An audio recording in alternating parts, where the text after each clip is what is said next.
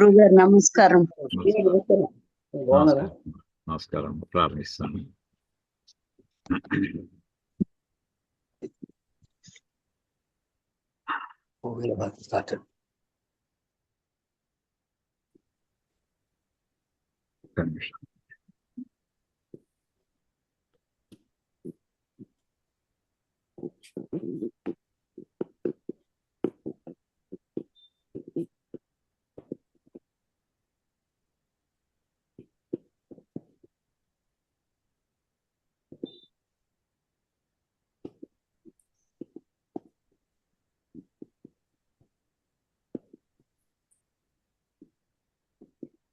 ఓం శ్రీ మహాగణాధిపతయే నమః. ఓం శ్రీ మహాసరస్వత్యై నమః. ఓం శ్రీ గురుభ్యో నమః. హరి ఓం.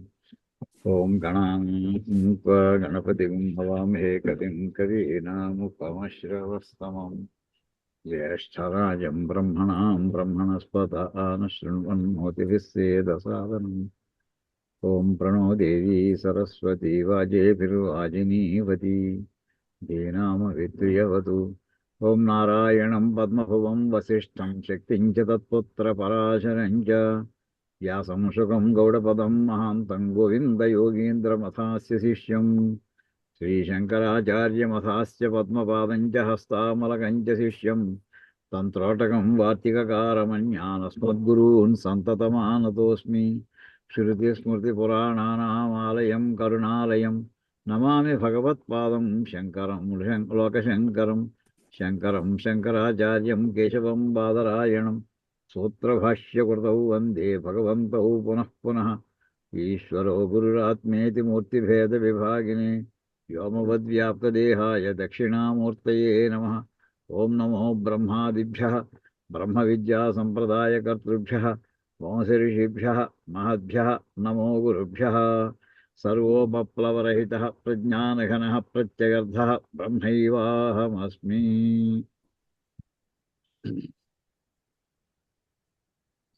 ఓం పార్థాయ ప్రతిబోధితాం భగవతా నారాయణేన స్వయం వ్యాసేన గ్రథితాం పురాణమునినా మధ్యే మహాభారతం అద్వైతామృతవర్షిణీం భగవతీమష్టాదశాధ్యాయినీం అంబ త్వామనుసందధామి భగవద్గీతే భవద్వేషిణీం.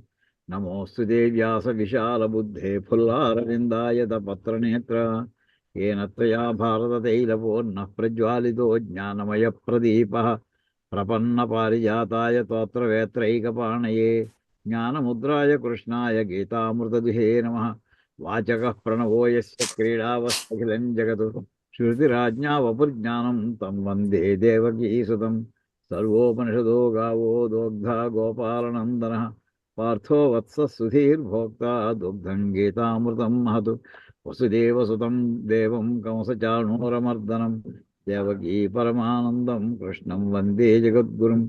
भीष्मद्रोणतटा जयद्रथजरा गान्धारनीलोत्पला शल्यग्राहवती कृपेण वहिनी कर्णेन वेलाकुला अश्वत्थामविकर्णघोरमकरा दुर्योधनावर्तिनी सोत्तीर्णा खलु पाण्डवैरणनदी कैवर्तके केशवे. पाराशर्यवचः सरोजममलं गीतार्थगन्धोत्कटं नानाख्यानककेसरं हरिकथा सद्भानुनाबोधितं. लोके सज्जनषट्पदैरहरः पेपीयमानं मुदा भूयाद्भारतपङ्कजं कलिमलप्रध्वंसि न श्रेयसे. मूकं करोति वाचालं पङ्गुं लङ्घयते गिरिं यत्कृपातमहं वन्दे परमानन्दमाधवम्. यं ब्रह्मा वरुणेन्द्ररुद्रमरुतस्तुन्वन्ति दिव्यैस्तवैः वेदैः साङ्गपदक्रमोपनिषदैर्गायन्ति यं सामगाः. ध्यानावस्थिततद्गतेन मनसा पश्यन्ति यं योगिनः यस्यान्तं न विदुः सुरासुरगणा देवाय तस्मै नमः. गुरुर्ब्रह्मा गुरुर्विष्णुः गुरुर्देवो महेश्वरः गुरुः साक्षात् परब्रह्म तस्मै श्रीगुरवे नमः. అయ్యా అందరం భగవద్గీతలో బయలుదేరి భాగవతంలో ప్రవేశించామండి. భాగవతంలో ఈవేళ భారతంలోకి వెళదామంటే ఈ శ్లోకాలు ఇప్పుడు నేను చూపిస్తున్నటువంటి ప్రార్థన శ్లోకాలు ఏవైతే ఉన్నాయో కొన్ని కొన్ని పదాలు మళ్ళీ ఒక్కసారి ఇవే శ్లోకాలు చూడండి, ఒక్కసారి మళ్ళీ చూపిస్తాను. ఇక్కడ ఇందులో మనం వాడేటటువంటి పదం ఏదైతే ఉందో, నమో బ్రహ్మాదిభ్య బ్రహ్మ విద్యా సంప్రదాయ కర్తృభ్య, ఈ పదం మనకి భారతంలో ఎక్కడొస్తుందండి? ఇప్పుడు మనం తీసుకునేటటువంటి కథ అంతా కూడా మనం ఎలా తీసుకున్నాం? భగవద్గీతలో 4వ అధ్యాయంలో ఉన్నటువంటి 7-8 శ్లోకాలు మనం యాంకరింగ్ పాయింట్స్ కింద పెట్టుకున్నాం, దాని చుట్టూ తిరుగుతున్నాం మనం. ఆ కథలో ఎక్కడ ఈ బ్రహ్మ విద్య అనేటటువంటి పదం వస్తుందో ఆ ఘట్టం ఒకటి వాడు మనం చూస్తామండి. అంటే ఇంతవరకు కూడా మనం రామావతారం వరకు సంక్షిప్తంగా అక్కడక్కడ స్పృశించాం ధర్మాన్ని గురించినటువంటి. అసలు రామాయణం అంతా ఒక ధర్మ శబ్దం కోసమే నిర్వచించబడింది. ఏదో కొన్ని కొన్ని జస్ట్ అక్కడక్కడ కొన్ని వాక్యాలు తీసుకున్నాం అంతే మనం. ఇప్పుడు ఇంకా కృష్ణావతారంలో ప్రవేశిస్తున్నామండి. అందులో ఈ బ్రహ్మ విద్య అనేటువంటి మాట భారతం కథలో ఎక్కడ వస్తుంది అసలు చూడండి, అదొక మాట. రెండోది, ఇక్కడ భీష్మద్రోణ తటా జయద్రథ జల అనేటటువంటి వాక్యం తీసుకుంటే, భీష్ముడు ద్రోణుడు అనేటటువంటి పెద్ద మహానది ఉంది. రెండు పక్కల గట్లు ఏమిటంటే, అంటే కౌరవసేనకి అది ఎలా ప్రవహిస్తున్నట్టుగా భావిస్తున్నాడంటే మహా ప్రవాహంలా ఉంది కౌరవసేన. భీష్ముడు ఒక గట్టు, ద్రోణాచార్యులు ఒక గట్టు. ఆ గట్టు దుర్భేద్యమైనటువంటి గట్టుల నుంచి మధ్యలో ప్రవహిస్తోంది. దాన్ని ఆపేవాళ్ళు ఎవరు లేరని. గండి కొడదామంటే కుదరదు. గండి కొడితే నీళ్లు పోని పక్కకు పోతాయి. గండి కొట్టలేనటువంటి మహానాయకులు ఇద్దరు చెరువు పక్క కాపలా కాసేస్తున్నారు. గాంధార నీలోత్పల, గాంధారుడు అంటే మనకి శకుని, వాడు అందులో మధ్య వాళ్ళకి మన శకుని అంటే ఏదో రకంగా స్ట్రాటజీతో మనం నెగ్గిస్తాడు అనే దుర్బుద్ధి కలిగినటువంటి వాడిని నాయకుడిగా వాడు భావించుకుంటారు కొంతమంది. శల్యగ్రాహవతి, శల్యుడు లేనటువంటి పెద్ద మొసలి. గ్రహం అనేది పెద్ద మొసలిని అర్థం. శల్యుడు ఉండగా మనకు భయం ఏంటి? కృపేణ వహిని, ఈ ఫోర్స్ డ్రైవింగ్ ఫోర్స్ ఏంటంటే కృపాచార్యుట. వహిని అంటే ప్రవహించేటటువంటి శక్తిని ఇచ్చేటటువంటి. కర్ణేన వేలాకుల, కర్ణుడు ఎలా ఉన్నాడంటే పెద్ద పెద్ద తరంగాలు, మన టైడల్ వేవ్స్ వచ్చేట్లా చేయగలిగినటువంటి వాడు కర్ణుడు. అశ్వత్థామ వికర్ణ ఘోర మకర, వీళ్ళంతా కాదు మొసళ్ళు. అశ్వత్థామ వికర్ణుడు ఇలాంటిటువంటి వాడు. ఇంక దుర్యోధనుడు ఎటువంటి వాడే, పెద్ద సుడిగుండం వాడు. దుర్యోధన ఆవర్తిని. ఈ సైన్యం నిజంగా కృష్ణ పరమాత్మ లేకపోతే ఇది సాధ్యంటండి? ఈ యుద్ధాన్ని నెగ్గడం వల్ల పాండవులకి ఈ మాటలు ఎక్కడొస్తాయి? ఇవే మాటలు, ఇలాంటి మాటలే. అది ఎక్కడ ఏంటంటే సోత్తీర్ణాఖలు పాండవై రణది కైవర్తకే కేశవ, శ్రీకృష్ణ పరమాత్మ కేశవుడు కైవర్తకే, ఈ నదిని తెప్ప అంటే పడవ నడిపించేటటువంటి వాడు. మనం సరంగంటాం సరే, అతను ఉండబట్టి ఈ రణనది దాని సోత్తీర్ణ దాటడం జరిగిందయ్యా అంటాడండి. ఈ మాటలు మనకి అక్కడ ఎలా సరిగ్గా రిఫ్లెక్టివ్ సెంటెన్సెస్ ఎక్కడున్నాయి ఒరిజినల్ టెక్స్ట్లో అసలు, అవి చూద్దామండి. ఇదంతా కూడా మనం ధర్మము కేంద్రంగా పెట్టుకుని మనం మాట్లాడుకుంటున్నామండి. మిగతా భారత కథ తెలియదని కాదు, అందరికీ తెలుసు. వాక్యాలు వెతుక్కున్నాం, ఎక్కడైనా ఇలాంటి వాక్యాలు మన మహాగ్రంథాల్లో లభిస్తాయా అని. ఇప్పుడు ఒక్కొక్క దాంట్లోకే వెళదామండి.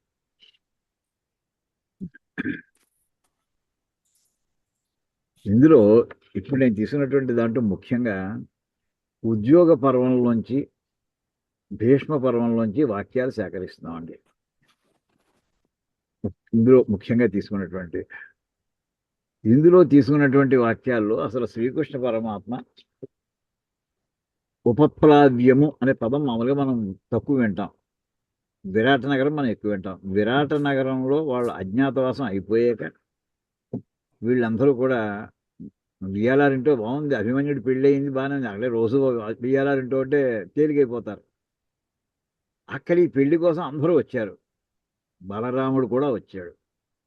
ధర్మం అతనికి ఎక్కువ సొంతంగా ఆలోచన చేసే బలం, విపరీతమైన బలం ఉన్నటువంటి వాడు, కానీ స్ట్రాటజీలో తక్కువ. కానీ అతను కౌరవ పక్షపాతి కొంచెం, ఎంత కాదన్న దుర్యోధన పక్షపాతి కౌరవుడు అన్న కంట. ఈ స్థితిలో వీళ్ళందరూ ఆ ప్రాంతంలో విరాట్ నగరం దగ్గరలోనే ఇంకొక చిన్న నగరం, ఒక టెంట్ విలేజ్ అనుకుందామండి, ఉపప్లావ్యం అనేటువంటి అక్కడ ఉన్నారు వీళ్ళు.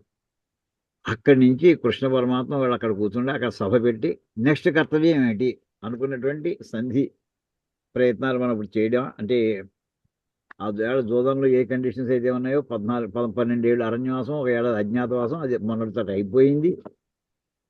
ఇప్పుడు నెక్స్ట్ నాడు వాడు రాజ్యం మనకి హ్యాండ్ ఓవర్ చేయాలి, మనం అడగకపోతే వాడు ఇస్తాడా? ఇవ్వడు. అని చెప్పి ద్రుపద మహారాజు యొక్క పురోహితుడు ఉంటాడండి, మంచి వక్త, మహాపండితుడు, ఆయన్ని పంపించే ప్రయత్నం చేస్తారు. ఆయన వెళ్ళి హస్తినాపురానికి వెళ్ళి ధృతరాష్ట్ర సభలో చెప్తాడు, విషయాన్ని చెప్తాడు. అయ్యా, అనుకున్న ప్రకారం అయిపోయింది కనుక పాండవులకి వాళ్ళ రాజ్యం వాళ్ళకి ఇచ్చేయవలసింది అని చెప్తాడు. ధృతరాష్ట్రుడు ఏం చేశాడంటే, మేము ఆలోచించి మళ్ళీ నేను కౌరంపిస్తానులే, నువ్వు వెళ్ళిపో అని చెప్పి అతను పంపించేశారు. అది మొదటి రాయబారం అండి, ద్రుపద పురోహితుని యొక్క ప్రయత్నం మొదటి రాయబారం. దీనికి సమాధానంగా సంజయ్ రాయబారం జరుగుతుంది. ఆ సంజయ్ రాయ్ ఇప్పుడు కథ చెప్పుకోవడం మన ప్రధానం కాదు, అంటే జస్ట్ కనెక్టివిటీ కోసం చెప్తున్నాం అంతే. ఆ వచ్చినప్పుడు అతను ప్రారంభిస్తే, ధర్మరాజా అసలు యుద్ధం ఎందుకయ్యా అంటూ ప్రారంభించాడు. అనేప్పటి ధర్మరాజు చాలా సూటిగా మాట్లాడాడు. ఇప్పుడు యుద్ధ ప్రస్తావన మేము ఎక్కడ చేసాం, నువ్వే ఎత్తుతున్నావు అసలు. మేము కలిసి ఉందాం అనుకుంటున్నాం. యుద్ధం చేయవలసింది ఆవేళే చేసేది కదా, మేము దూరం ఓడిపోయినాడు ఆవేళ మీరు మోసం చేసిన అక్కడే మేము తెలియజేయచ్చు కదా. మేము మాట కట్టుబడి ఉన్నాం, ఇక మీరు మాట కట్టుబడి ఉండండి అంటూ తిక్కన గారు ఇక్కడ గొప్ప పదం వాడతారండి ధర్మాన్ని.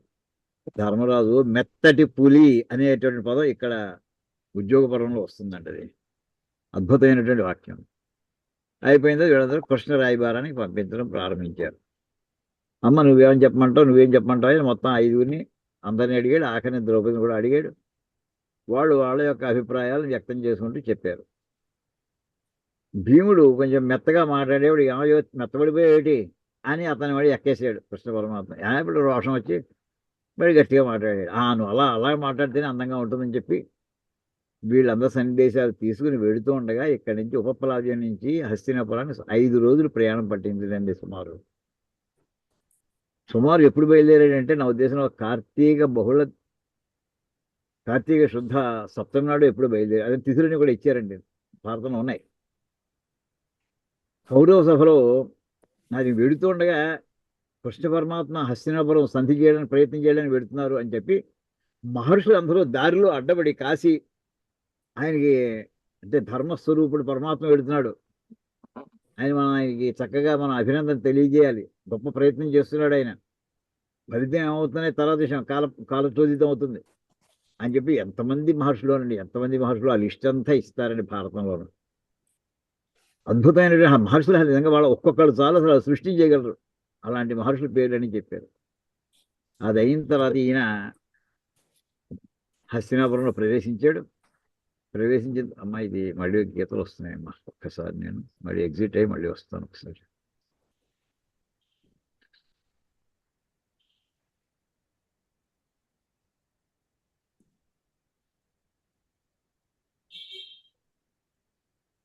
ఇతను వెళ్ళడం ముందర అక్కడ వెళ్ళేప్పుడు ఊళ్ళో ఉన్న వాళ్ళందరూ కూడా, ఇందులో ఇంపార్టెంట్ శ్లోకాలే నేను కొంచెం ఎన్లార్జ్ చేసి చూపిస్తున్నానండి.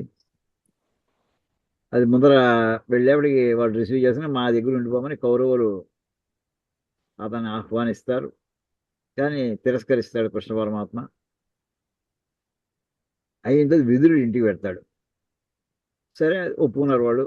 విదురుడి ఇంటి దగ్గర బయలుదేరినప్పుడు ఎలా బయలుదేరాడు, ఎవరెవరు బయలుదేరారు, మొన్నటి పొద్దున అనమాట. అంటే వేళ కార్తీక పౌర్ణమి నాడు జ్ఞాపకం ఉంచుకోండి. కౌరవ సభలో కృష్ణ పరమాత్మ యొక్క రాయబారం కార్తీక పౌర్ణమి నాడు జరిగిందండి, గుర్తుపెట్టుకోండి. అది కార్తీక పౌర్ణమి నాడు జరిగింది. అయిన తర్వాత సప్తమి దాకా ఆయన హస్తినాపురంలో ఉన్నాడు, వెళ్ళిపోలేదు వెంటనే, మొన్నటి పొద్దున వెళ్ళిపోలేదు. సప్తమి నాడు, అష్టమి నాడు కర్ణుని కూడా కలుసుకునే ఆఖరి ప్రయత్నం అది కూడా చేశాడు. కార్తీక బహుళ అష్టమి నాడు, సప్తమి అష్టములు. అతను కూడా ఎప్పుడైతే తిరస్కరించాడో ఇంక చెప్పేశాడు, ఇంకా వచ్చి మళ్ళీ వారం నాడు ఇంక అమావాస్య వస్తుంది కదా, ఆ వేళ నుంచి ప్రారంభిద్దాం, సిద్ధంగా ఉండండి మీరంతా కూడా, ఈ మాట వెళ్ళి చెప్పు అందరికీ కూడా అని అంటూ ఇది మొత్తం రాటుగా వచ్చేటువంటి టైం ఫ్రేమ్.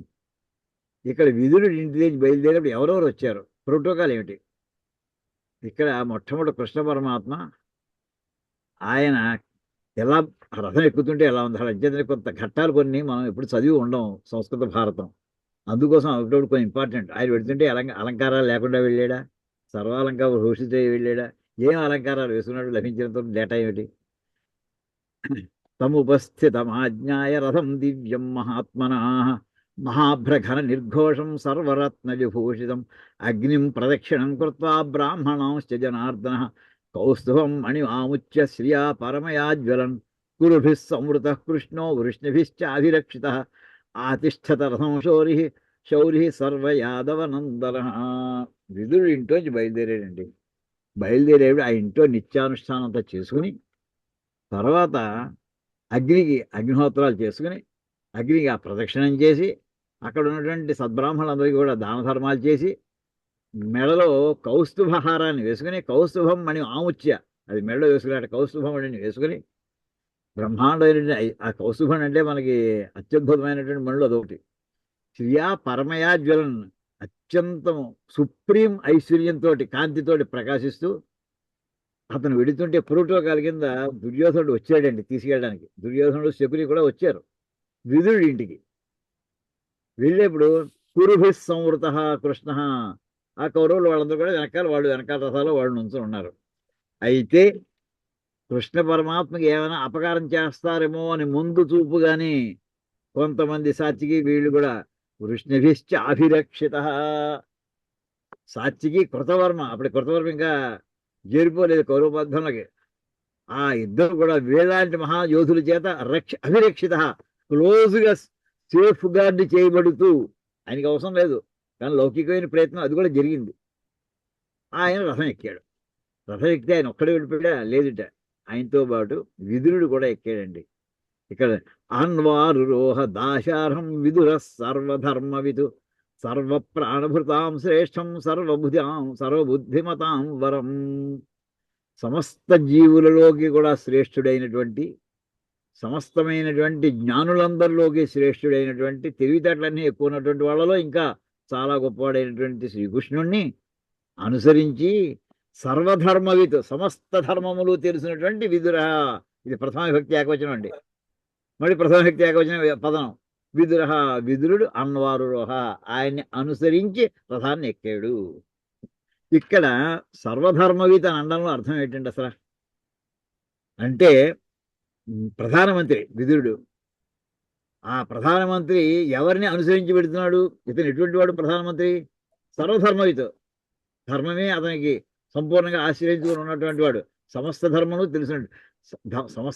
తెలిసినటువంటి వాడు ఎవరిని అనుసరిస్తాడండి? ధర్మాలు తెలిసినటువంటి వాడు తనకంటే ఇంకా ఎక్కువ అనుసరిస్తాడు. అంటే ధర్మశాస్త్రం ధర్మమయ రూపముగా ధరించినటువంటి శ్రీకృష్ణ పరమాత్మ అనుసరించు ధర్మము తెలిసినటువంటి విదురుడు బయలుదేరాడు. ఈ ఒక్క మాటలో కృష్ణ పరమాత్మ యొక్క స్వభావం ఏమిటి? ధర్మస్వరూపుడు ఆయన చెప్పడానికి ఈ ఒక్క మాట చాలండి అసలు. అయిన తర్వాత ఇంకా వెనకాల వీళ్ళంతా కూడా ఎవరెవరు వచ్చారంటే అది కూడా చెప్తాడండి. వీళ్ళ వెనకాలే ఇక్కడ కిందనే ఉన్నారండి. తతో దుర్యోధన కృష్ణం శకునిశ్చాపి సౌబర ద్వితీయేన రథేనైనం అన్వయాతాం పరంతవం. ఆ రథం వెనకాల దుర్యోధనుడు శకుని రథం అంటండి. దాని వెనకాల ఉన్నటువంటి వాళ్ళు ఎవరంటే ఇక్కడ సాత్యకి కృతవర్మాచ వృష్ణీనాం చాపరే రథ. అంటే అక్కడి నుంచి ఉపప్లావ్యం నుంచి వచ్చిన ఒక శ్రీకృష్ణ పరమాత్మ ఒక్కడే వచ్చేయలేదు. ఒకటే రథం కాదు, చాలా రథాలు వచ్చాయి. ఆయన ఫాలోయర్స్ సాత్యకి కృతవర్మ ఇలాంటి వాడు మొత్తం బ్యాచ్ తోటి వచ్చాడు ఆయన. వాళ్ళందరూ వచ్చారట. ఇంకా వాళ్ళు ఎలా వచ్చారు? గజై అశ్వై రథైరపి. వాళ్ళ వెనకాల ఇవి మామూలు చతురంగ బలాలు బయలుదేరాట. వీళ్ళంతా ఎక్కడికండి? ఎక్కడి నుంచి ఎక్కడికి? విదురుని గృహం నుంచి రాజ్యసభకి ధృతరాష్ట్ర యొక్క రాజ్యసభ వెళ్తున్నారండి. వెళుతుంటే ఊళ్ళో వాళ్ళు ఏం చేశారట చూడండి. కృష్ణ పరమాత్మ ఇంకా కొంతమంది ముందర ఎవరున్నాడు? తతోన్యే బహుసాహస్రా విచిత్ర అద్భుత వాసస అసిప్రాసాయుధరా కృష్ణస్యాసన్ పురస్సరా. కృష్ణుడి రథమే మొట్టమొదటి రథం కాదుట. ఇక్కడే కృష్ణుడు అని అంటున్నామండి, కృష్ణ పరమాత్మ అనట్లేదు. భగవద్గీత వెళ్తే మనం కృష్ణుడని కృష్ణ పరమాత్మ అనుకుంటాం. అనడానికి అవకాశం ఉంది మనకి ఇక్కడ. ఈయన ముందర కొన్ని వేల మంది ఆయుధాలు ధరించేటటువంటి పోలీస్ డిపార్ట్మెంట్ మిలిటరీ వాళ్ళు పెడుతున్నట్టండి. అంటే పెద్ద ప్రొసిషన్లో వెళ్ళారనమాట. గజాహ ఎన్ని ఏనుగులు తెలుసునండి? 500 500 ఏనుగులు ఇతర ముందర పెడుతున్నాయండి శ్రీకృష్ణ పరమాత్మ యొక్క రథాన్ని ముందర. రథాశ్చాసం సహస్ర కొన్ని వేల రథాలు. ప్రయాంతం అన్వయుర్వేరం దాశార్హం అపరాజితం. అప్పుడు ఊళ్ళో ఉన్నటువంటి వాళ్ళందరూ కూడా అండి ఎలా వచ్చారు చూడండి. పురం కురూణాం సంవృత్తం ద్రష్టుకామం జనార్దనం స బాల వృద్ధం సస్త్రీకం రథ్యాగతం అరిందమా. ఆ ద్రష్టుకామం ఆ శ్రీకృష్ణ పరమాత్మను చూద్దామని కురూణాం పురం సంవృత్తం మొత్తం ఊరంతా చుట్టుముట్టేసేటండి ఊరంతా ఈయన్ని. ఆ మధ్యలో కృష్ణ యొక్క రథం ఎక్కడ ఉంటుంది, ఆయన ఎలా ఉంటాడు ఏం చేయబోతున్నాడు ఈవేళ. ఎవరో చూసేట సబ్బాల చిన్నపిల్లలాగా అయితే మామూలుగా ఇదివరకు సినిమా అడ్వర్టైజ్మెంట్గా ఓ రిక్షాలు వస్తూ ఉండేవి లేదా గుర్రబడి వస్తూ ఉండేవి 50 ఏళ్ల క్రితం. దాని వెనకాల పరిగెడుతూ ఉండే వాళ్ళ గుర్రాలందరం పల్లెటూళ్ళలో అయితే. ఇక్కడ ఈ రథం వచ్చాడు సబాల ఊళ్ళో పిల్లలందరూ ముందర పొరబెడుతున్నారు. వృద్ధం పెద్దవాడు కూడా ముసలాడు కూడా సస్త్రీకం మధ్యలో స్త్రీలు కూడా రథ్యాగతమరిందమా. ఆ రోడ్డు మీద మొత్తం అందరూ పరిగెట్టు వచ్చేసేటండి. ఈ రకంగా వెళ్ళి ఆయన అక్కడ చెప్పదలుచున్న విషయాలన్నీ చెప్పుకుంటూ వచ్చిన తర్వాత అక్కడ చాలా మనం ఈ ఘట్టం ఒకసారి ప్రత్యేకించి 2-3 రోజులు చెప్పుకున్నామండి. కృష్ణ రాయబారంలో శ్రీకృష్ణ పరమాత్మ మాట్లాడినటువంటి మాటలన్నీ కూడా అక్కడ ఈయన ఇంతట్లో పెద్ద పెద్ద వాళ్ళందరూ అక్కడ ఉన్నారు. అంటే సంక్షిప్తంగా దాటేసుకుంటూ వెళ్ళిపోతున్నామండి. కొన్ని వాక్యాలు చెప్తాను. భీష్ముడు మాట్లాడుతూ అన్నట్టండి, కాలపక్వమిదం మన్యే సర్వం క్షత్రం జనార్దన సర్వే అనుసృతా మోహాత్ పార్థివా సహ మంత్రిభి.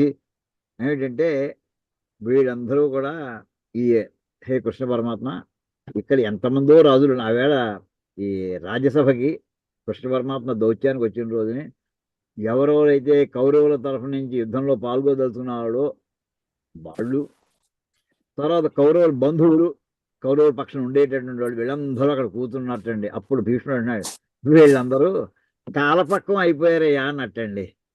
కాలపక్వం అంటే కాలం చేత ముగ్గిపోయారు, అంటే రాలిపోవడానికి సిద్ధంగా ఉన్నారు అని అనేసేట. అంటే ఈ క్షత్రియులందరూ కూడా కాలంలో అంటే ముగ్గిపోయారంటే ఏమిటి, ఇంకా అదే చెట్టు నుంచి పడిపోవడం ఆలస్యం అంతే. అలా ఉందయ్యా. అంతా కూడా మోహంలో పడిపోయి ఉన్నారు దుర్యోధనుడి పక్కన ఉండాలి అని. పార్థివా సహ మంత్రిభి. ఎందుకు అంతమంది జారగలిగారు దుర్యోధనుడికి? వాళ్ళ 11 అక్షోహిణిలా, వీళ్ళకి 7ఏనా? ఇంత ధర్మాత్మని పేరు పొందారు, రాయసూయాగంలో అంతని ఓడించారు. వీళ్ళకి 7 అక్షోహిణులు దక్కే, వాళ్ళకి 11. ఏం చేశాడు అంటేనండి ఈ 13 ఏళ్లలోనూ 99 మంది తమ్ముళ్ళకి తనకి కూడా ఎన్ని చిన్న చిన్న జనపదాలు ఉన్నాయో ఆ రాజుల యొక్క కన్యలందరినీ కూడా తమ్ముళ్ళకి ఇచ్చి పెళ్లి చేయించేసి వాళ్ళందరూ వియ్యంకుడుగా చేసేసాడండి. ఆ వియ్యంకుడుగా చేసేయడంతో ఇంకా వియ్యంకుడిని వదిలిపెట్టి వెళ్ళలేరు. అయితే యుద్ధంలో వాళ్ళందరూ కౌరవులైపు వచ్చారు.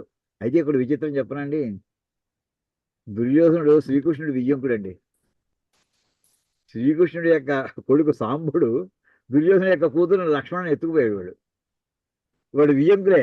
ఇక్కడ ఈయనకి మాత్రం ఆ బంధుత్వాలు లేవు, బాంధవ్య రాగద్వేషాలు లేనివాడు కనుక వియ్యంకుడైనా ఒకటే, బావగారు అర్జునుడైనా ఒకటే. ఆయనకి ధర్మం కావాలని ఆ మాట కోసం చూపిద్దామని చూపిస్తున్నాను ఇదంతా కూడా అని ఆయన ఆ మాట తెలిసేసండి. ఇవంతా ముగ్గిపోయారు. ఇంకా అంటే రాలిపోవడం ఆలస్యంగా ఉందా, ఇంకా చెప్పవలసిన ఏముంది. భీష్మస్యాస్య వచశ్రుత్వ దాశార్హ పుష్కరేక్షణ భీష్మద్రోణ ముఖాన్ సర్వాన్ అభ్యభాషత వీర్యవాన్. మహాపరాక్రమంతుడైనటువంటి కృష్ణ పరమాత్మ భీష్ముడి యొక్క మాట విని ఆ భీష్ముడు ద్రోణాచార్యుడు ముందరైనటువంటి వాడు ప్రముఖులు ఉన్నటువంటి ఆ సభలో ఇలా అంటున్నట్టండి. కొన్ని వాక్యాలు మనం ఇది చారిత్రాత్మకమైన ఘట్టం వేళ కురుసభ కృష్ణ పాండవీయం ఎన్నిసార్లు చదివినా ఇంకా చదవాల్సినటువంటి విషయాలు ఎన్ని ఉన్నాయో. సర్వేషాం కురూర్ధానాం మహాన్ అయం అతిక్రమ ప్రసహ్య మందం ఐశ్వర్యం నన్ను ఏచ్చత ఎన్ రూపం. ఏమయ్యా ఆ దుర్యోధనుడికి యువరాజ పట్టాభిషేకం చేసింది ఎవరు? మీరే. ఏ భీష్మాచార్య, ద్రోణాచార్య, మీరందరూ కూర్చుని దుర్యోధనుడి అర్ధరాజ్యాన్ని పట్టాభిషేకం చేశారు. మీరు ఈవేళ వాడిని నియమించలేకపోతున్నారా, కంట్రోల్ చేయలేకపోతున్నారా? ఎంత బాధాకరమే ఇది. అతిక్రమ, మిమ్మల్ని దాటి వెళ్ళిపోయాడు వాడు, మీ మాట వినకుండా తయారైపోయాడా? మీరే కదా అర్ధరాజ్యం ఇప్పించింది అని చెప్పి. అలాంటప్పుడు నాకైతే ఒక ఆలోచన వస్తుంది. తత్ర కార్యమహం మన్యే కాల ప్రాప్తం అరిందమా క్రియమానే భవేచ్ఛేయ తత్సర్వం శృణుత అనఘాహ. నిష్పాపులారా, మీరందరూ నా మాట వినండి. ఏంటంటే ఇంక ఇలాంటప్పుడు ఇంక చేయవలసిన ఏదో నేను నా సలహా నీకు చెప్తాను, తర్వాత నీ ఇష్టం. ప్రత్యక్షం మీద ఏం చేశానంటే నేను ఏం చేశానో ఆ ఇప్పుడు మీకు నేను ఏ సలహా చెప్పబోతున్నానో ఆ సలహాలో ఉన్నటువంటి విషయాన్ని నేను ఆల్రెడీ ఆచరించాను. నేను అది మీకు చెప్తాను ప్రజలందరూ సుఖం కోసం. ప్రత్యక్షమేతద్భవతాం యద్వక్ష్యామి హితం వచః. నేను ఏదైతే హితాన్ని చెప్పబోతున్నానో అందరూ ఇది ఎదుర్కొన్న జరిగింది. అది భవతాం ఆనుకూల్యేన ఇది రోచేత భారతం. మీకు ఇష్టమైతే వినండి కాస్త, అలా చేయండి అంటూ తాను కంసుడిని ఎలా ఎటువంటి పరిస్థితుల్లో వధించవలసి వచ్చిందో, దానివల్ల ఏం లాభం కలిగింది, బెనిఫిట్ ఏమిటి చేసిన యాక్టర్ వల్ల. భోజిరాజస్య వృద్ధస్య దురాచారో హ్యనాత్మవాన్ జీవత పితురైశ్వర్యం హృత్వా మృత్యువశంగత. తండ్రి బతికొండగా తండ్రి యొక్క ఐశ్వర్యాన్ని అపహరించి ఆయన్ని జైల్లో పెట్టి, అలాంటి వాడిని ఏం చేసాం, వాడి చివరికి మృత్యువుని పొందవలసి వచ్చింది. ఉగ్రసేన సుత కంస పరిత్యక్త బాంధవై. వాడిని ఆ క్షణంలో వాడిని ఎప్పుడైతే వధించానో అందరూ వాడిని వదిలేశారు. వాడికి ఫాలో అవుతూ యుద్ధంలో ఎవరు రాలేదు. కంసుడు పోయాడు కదా అని కంసుడు యొక్క స్నేహితులందరూ యుద్ధంలో రాలేదు. అమ్మయ్య పీడ విరిగిపోయి, మనసులో వాడు పీడ విరిగిపోయింది అనుకున్నారు వాడు. జ్ఞాతీనాం హితకామేన మయాశస్తో మహామృతే. ఆ బ్రహ్మాండమైనటువంటి ఆ వేళ అక్కడ మధురా నగర్లో ప్రవేశిస్తుండగా అతను చేసినటువంటి దౌష్యాలు, కోలయా ద్వీపం, అక్కడ కోలయాన దగ్గర ఆ ఏనుగుని పెట్టడం, చాణూరు ముష్టికులు అందరూ పెట్టడం, శ్రీకృష్ణ పరమాత్మ బలరాముని వధించడం కోసమని వాళ్ళంటి ఆలోచనలన్నీ చేసినటువంటి కంసుని వధించడం జరిగింది వాడిని అని చెప్తూ, అభిచాప్తి అవదత్ రాజన్ పరమేష్ఠి ప్రజాపతి. ఇదే మాట ఒకసారి బ్రహ్మగారు కూడా ఇదే మాట చెప్పాడయ్యా. వ్యూఢే అంటే ఇదాక చెప్తూ, కంసమేకం పరిత్యజ్య కులార్థే సర్వయాదవా సంభూయ సుఖం ఏధంతే భారత అంధక వృష్ణ. హే భారత, ఓ భరతవంశీయ ధృతరాష్ట్ర, ఈవేళ ఆ కంసం ఏకం వాడొక్కడు పోవడం తడే ఆమె పీడ పోయిందంటున్నారు. ఏకం కంసం పరిత్యజ్య, వాడొక్కడు పోవడం తడే వాడిని వదిలిపెట్టేసేసి, అంధక వంశంలో వాడు, వృష్ణి వంశంలో వాడు అందరూ కూడా వాడిని వదిలిపెట్టేసి సమస్త యాదవులు కూడా ఈవేళ సుఖంగా ఉన్నారయ్యా. వాడిని ఫాలో అవుతులేరు. వాడు పోవడంతో పీడ పోయింది అనుకున్నారు. ఇదే మాట బ్రహ్మగారు కూడా దేవతలకు చెప్పారు, ధర్మదేవతకి చెప్పారు. నువ్వు ఇంక ధర్మమో అధర్మం చూడ, నీకు చెప్తున్నా, నీకు పరమేశ్వరి చెప్తున్నాడు ధర్మదేవతకి.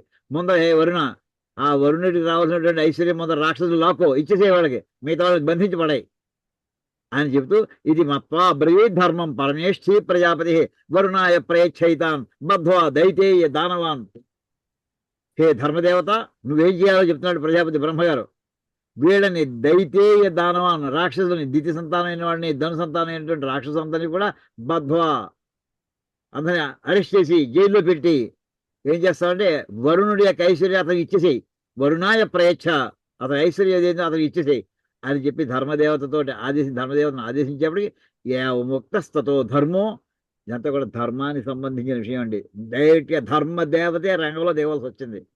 ధర్మం యొక్క ప్రతీక, ధర్మం యొక్క స్వరూపం ఇదేం కాదండి. అంటే మనకి ధర్మానికి ఆయన ప్రతిష్టాపన చేస్తారు ఏ మాట అయితే అన్నారో దానికి ఇక్కడ జరిగిన ఘట్టం అంతా ఇక్కడ ఉందండి. ఏవముక్తస్తతో ధర్మో నియోగాత్ పరమేశ్వర వరుణాయ దదో సర్వాన్ బద్ధ్వా దైతేయ దానవాన్. దైతేయులన్నా దైత్యులన్నా ఒకటే, దానవుల్ని కూడా బద్ధ్వా బంధించి, ఒకటిగా ఇద్దరు కాదు, సర్వాన్ మొత్తం అందరినీ కూడా కట్టకట్టి జైల్లో పెట్టి, ఆ పరమేశ్వర నియోగా బ్రహ్మగారి యొక్క ఆదేశం ప్రకారం ధర్మ వరుణాయ సర్వ అంత దదవు. ఆ ఐశ్వర్యంతో కూడా వరుణుడికి ఇచ్చిందయ్యా.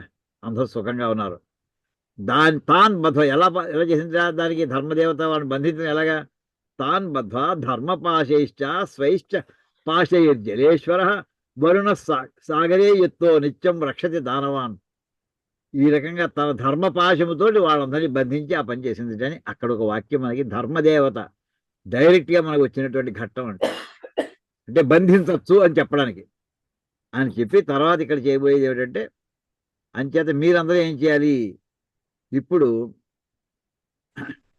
త్వం హేవాత్రభుజన్ ఇక్కడ అయిపోయిందండి. చెప్పిన తర్వాత ధృతరాష్ట్రుడు ఏం చేశాడంటే, బంధిస్తానని అన్నారు కదా, వాడు నా మాట వినట్లేదు, ఇలా అన్నాడండి సరిగ్గాను అని చెప్పి గాంధారిని పిలిచి చెప్పిస్తాను. అంటే ఏంటంటే వాడు తప్పుని షేరింగ్ చేయడం. అంటే నా మాట వినట్లేదు, గాంధారి మాట కూడా వినట్లేదు అని జనానికి చెప్పించడం. కానీ ఇక్కడ ఏంటంటే సింహాసనం మీద కూర్చున్నాడు ఎవరు? ధృతరాష్ట్రుడు. ఆ మాట కృష్ణ, నువ్వు తలుచుకుంటే నిన్ను ఆవిడ ఆపలేడు, నువ్వు రాజశాసనం చేస్తావా చేయవా నిలదీసి అడిగాడండి. వాడు మా అబ్బాయిని అడగాలి, మా ఆవిడని అడగాలి, ఇలా ప్రారంభించాడు. మా ఆవిడ చెప్తున్నావు చూస్తాం అంతే తప్ప వాడిని అరెస్ట్ చేస్తాను అనలేదండి వాడు. ఆ మాట ఎక్కడ ఉన్నది? భారతంలో రాసుందా? అది ఇంత గాంధారిని పిలిచారు. గాంధారి చెప్పిన వాక్యాలు చూడండి, ఆవిడ ఎంత ధర్మబద్ధంగా ముందర మాట్లాడిందో. ఆవిడ ఏముందంటే ముందర 2 వాక్యాలు అయిన తర్వాత త్వం హ్య గాంధారి ధృతరాష్ట్రుడు త్వం హ్యేవాత్ర పురుషం గార్హ్య ధృతరాష్ట్ర సుతప్రియ యో జానన్ పాపతామస్య తత్ ప్రజ్ఞాం అనువర్తసే. వాడు దుర్మార్గుడని నీకు తెలుసును, కానీ నువ్వు సుతప్రియుడివి, అంటే నీ పుత్రుడే నీకు ఇష్టం, అంతే, నీకు ధర్మం కాదు. అసలు ఇందులో ఎవరు తిట్టాలంటే ముందు తిట్టే నిన్ను తిట్టాలయ్యా. త్వం హేవ అత్ర భృశం గార్హ్య, గర్హణ చేయాలి, నిందించాలంటే ఎవరమంటా నిన్ను త్వం హేవ, నిన్నే నిందించాలి, మిగతా వాళ్ళని కాదు. యోజా అంటే వీడికి చేస్తున్న పాపకృత్యాలని నీకు తెలుసును, తెలిసిన వాడు చెప్పినట్టు చేస్తున్నావు నువ్వు, నిన్ను తిట్టాలయ్యా అని అంటూ స ఏష కామమన్యుభ్యాం ప్రబద్ధ లోభమాస్థిత అశక్య అద్యుత్తయా రాజన్ వినివర్తయితం బలాత్. ఈవేళ వాడు కామము మన్యువు రెండున్నాయి వాడికి, కోరిక, వృధా కోపము, దాంతో లోభము. దీంతో ఉన్నటువంటి వాడు ఇంక నీ మాట ఎందుకు వింటాడేవాడు? వేళ రాష్ట్ర ప్రధానే మూఢస్య బాలిశస్య దురాత్మ దుస్సహాయస్య లుబ్ధస్య ధృతరాష్ట్ర అశ్నుతే ఫలం. ఆ ఫలం ఇవాళ నువ్వు అనుభవిస్తావు. భార్య చెబుతోందండి, గాంధారి చెబుతోంది ధృతరాష్ట్రతోటి. రాష్ట్ర ప్రధానే బాలిషుడు అంటే మహామూర్ఖుడిని బాలిషుడు అంటారండి.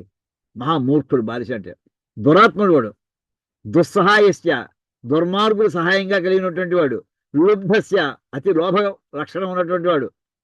ఈ లబ్ధ ఇవన్నీ ఈ ఫలాన్ని నువ్వు అనుభవిస్తావయ్యా ఈవేళ, తప్పదు. కథం హి స్వజనే భేదం ఉపేక్షేత మహేపతి. ఒక రాజుగా ఉన్నటువంటి వాడు మన ఇంటో గొడవ వస్తే అది ఉపేక్షిస్తావా నువ్వు ఈవేళ? భిన్న హి స్వజనేత్వం ప్రహసిష్యంతే శత్రవ. నువ్వు ఇలా చేస్తే మీ కొడుకు మాట ఏంటి, నీ శత్రువులు సంతోషిస్తారయ్యా. అంటే ఏంటి, మిత్రులు సంతోషిస్తారు, మిత్రులు బాధపడుతున్నారు. మనం చేయవలసిన పని ధృతరాష్ట్రుడు వాళ్ళ నాన్నే చేసేయాలి. ఏమిటి, మన శత్రువుల లక్ష్యం ఏదైతే ఉందో అదే అతను తండ్రి చేస్తున్నాడు అని వాళ్ళు హసింత నవ్వుతారయ్యా వాళ్ళు. యాహి శక్యా మహారాజా సామ్నా భేదేన వాపున నిస్తత్వం ఆపదస్వేషు దండం కస్తత్ర పాతయేత్. నువ్వు కాకపోతే ఇంకెవడ వాడిని దండించగలయ్యా? చేతితో నీకు అధికారం ఉంది వేళ, నువ్వు రాజు సింహాసనం కూర్చున్నావు. సామోపాయం ప్రయత్నించే, భేదోపాయం ప్రయత్నించే, ఏం చేస్తావు చేయి, ఆపదలను తప్పించు అని నిలదీసి అడిగిందండి. అని చెప్పి వాడిని తీసుకొచ్చిన తర్వాత అప్పుడు వాడు అన్ని మాటలు చెబుతుంది. తర్వాత వాడిని వారిస్తూ ఆవిడ చెప్పినటువంటి మాటలు, రే దుర్యోధన యదాహత్వాం పిత భరత సత్తమ భీష్మో ద్రోణ కృప క్షత్త సుహృదాం కృతధ్వజ. సత్యనారాయణ కాస్త మాట్లాడకండి ఎవరు కూడా.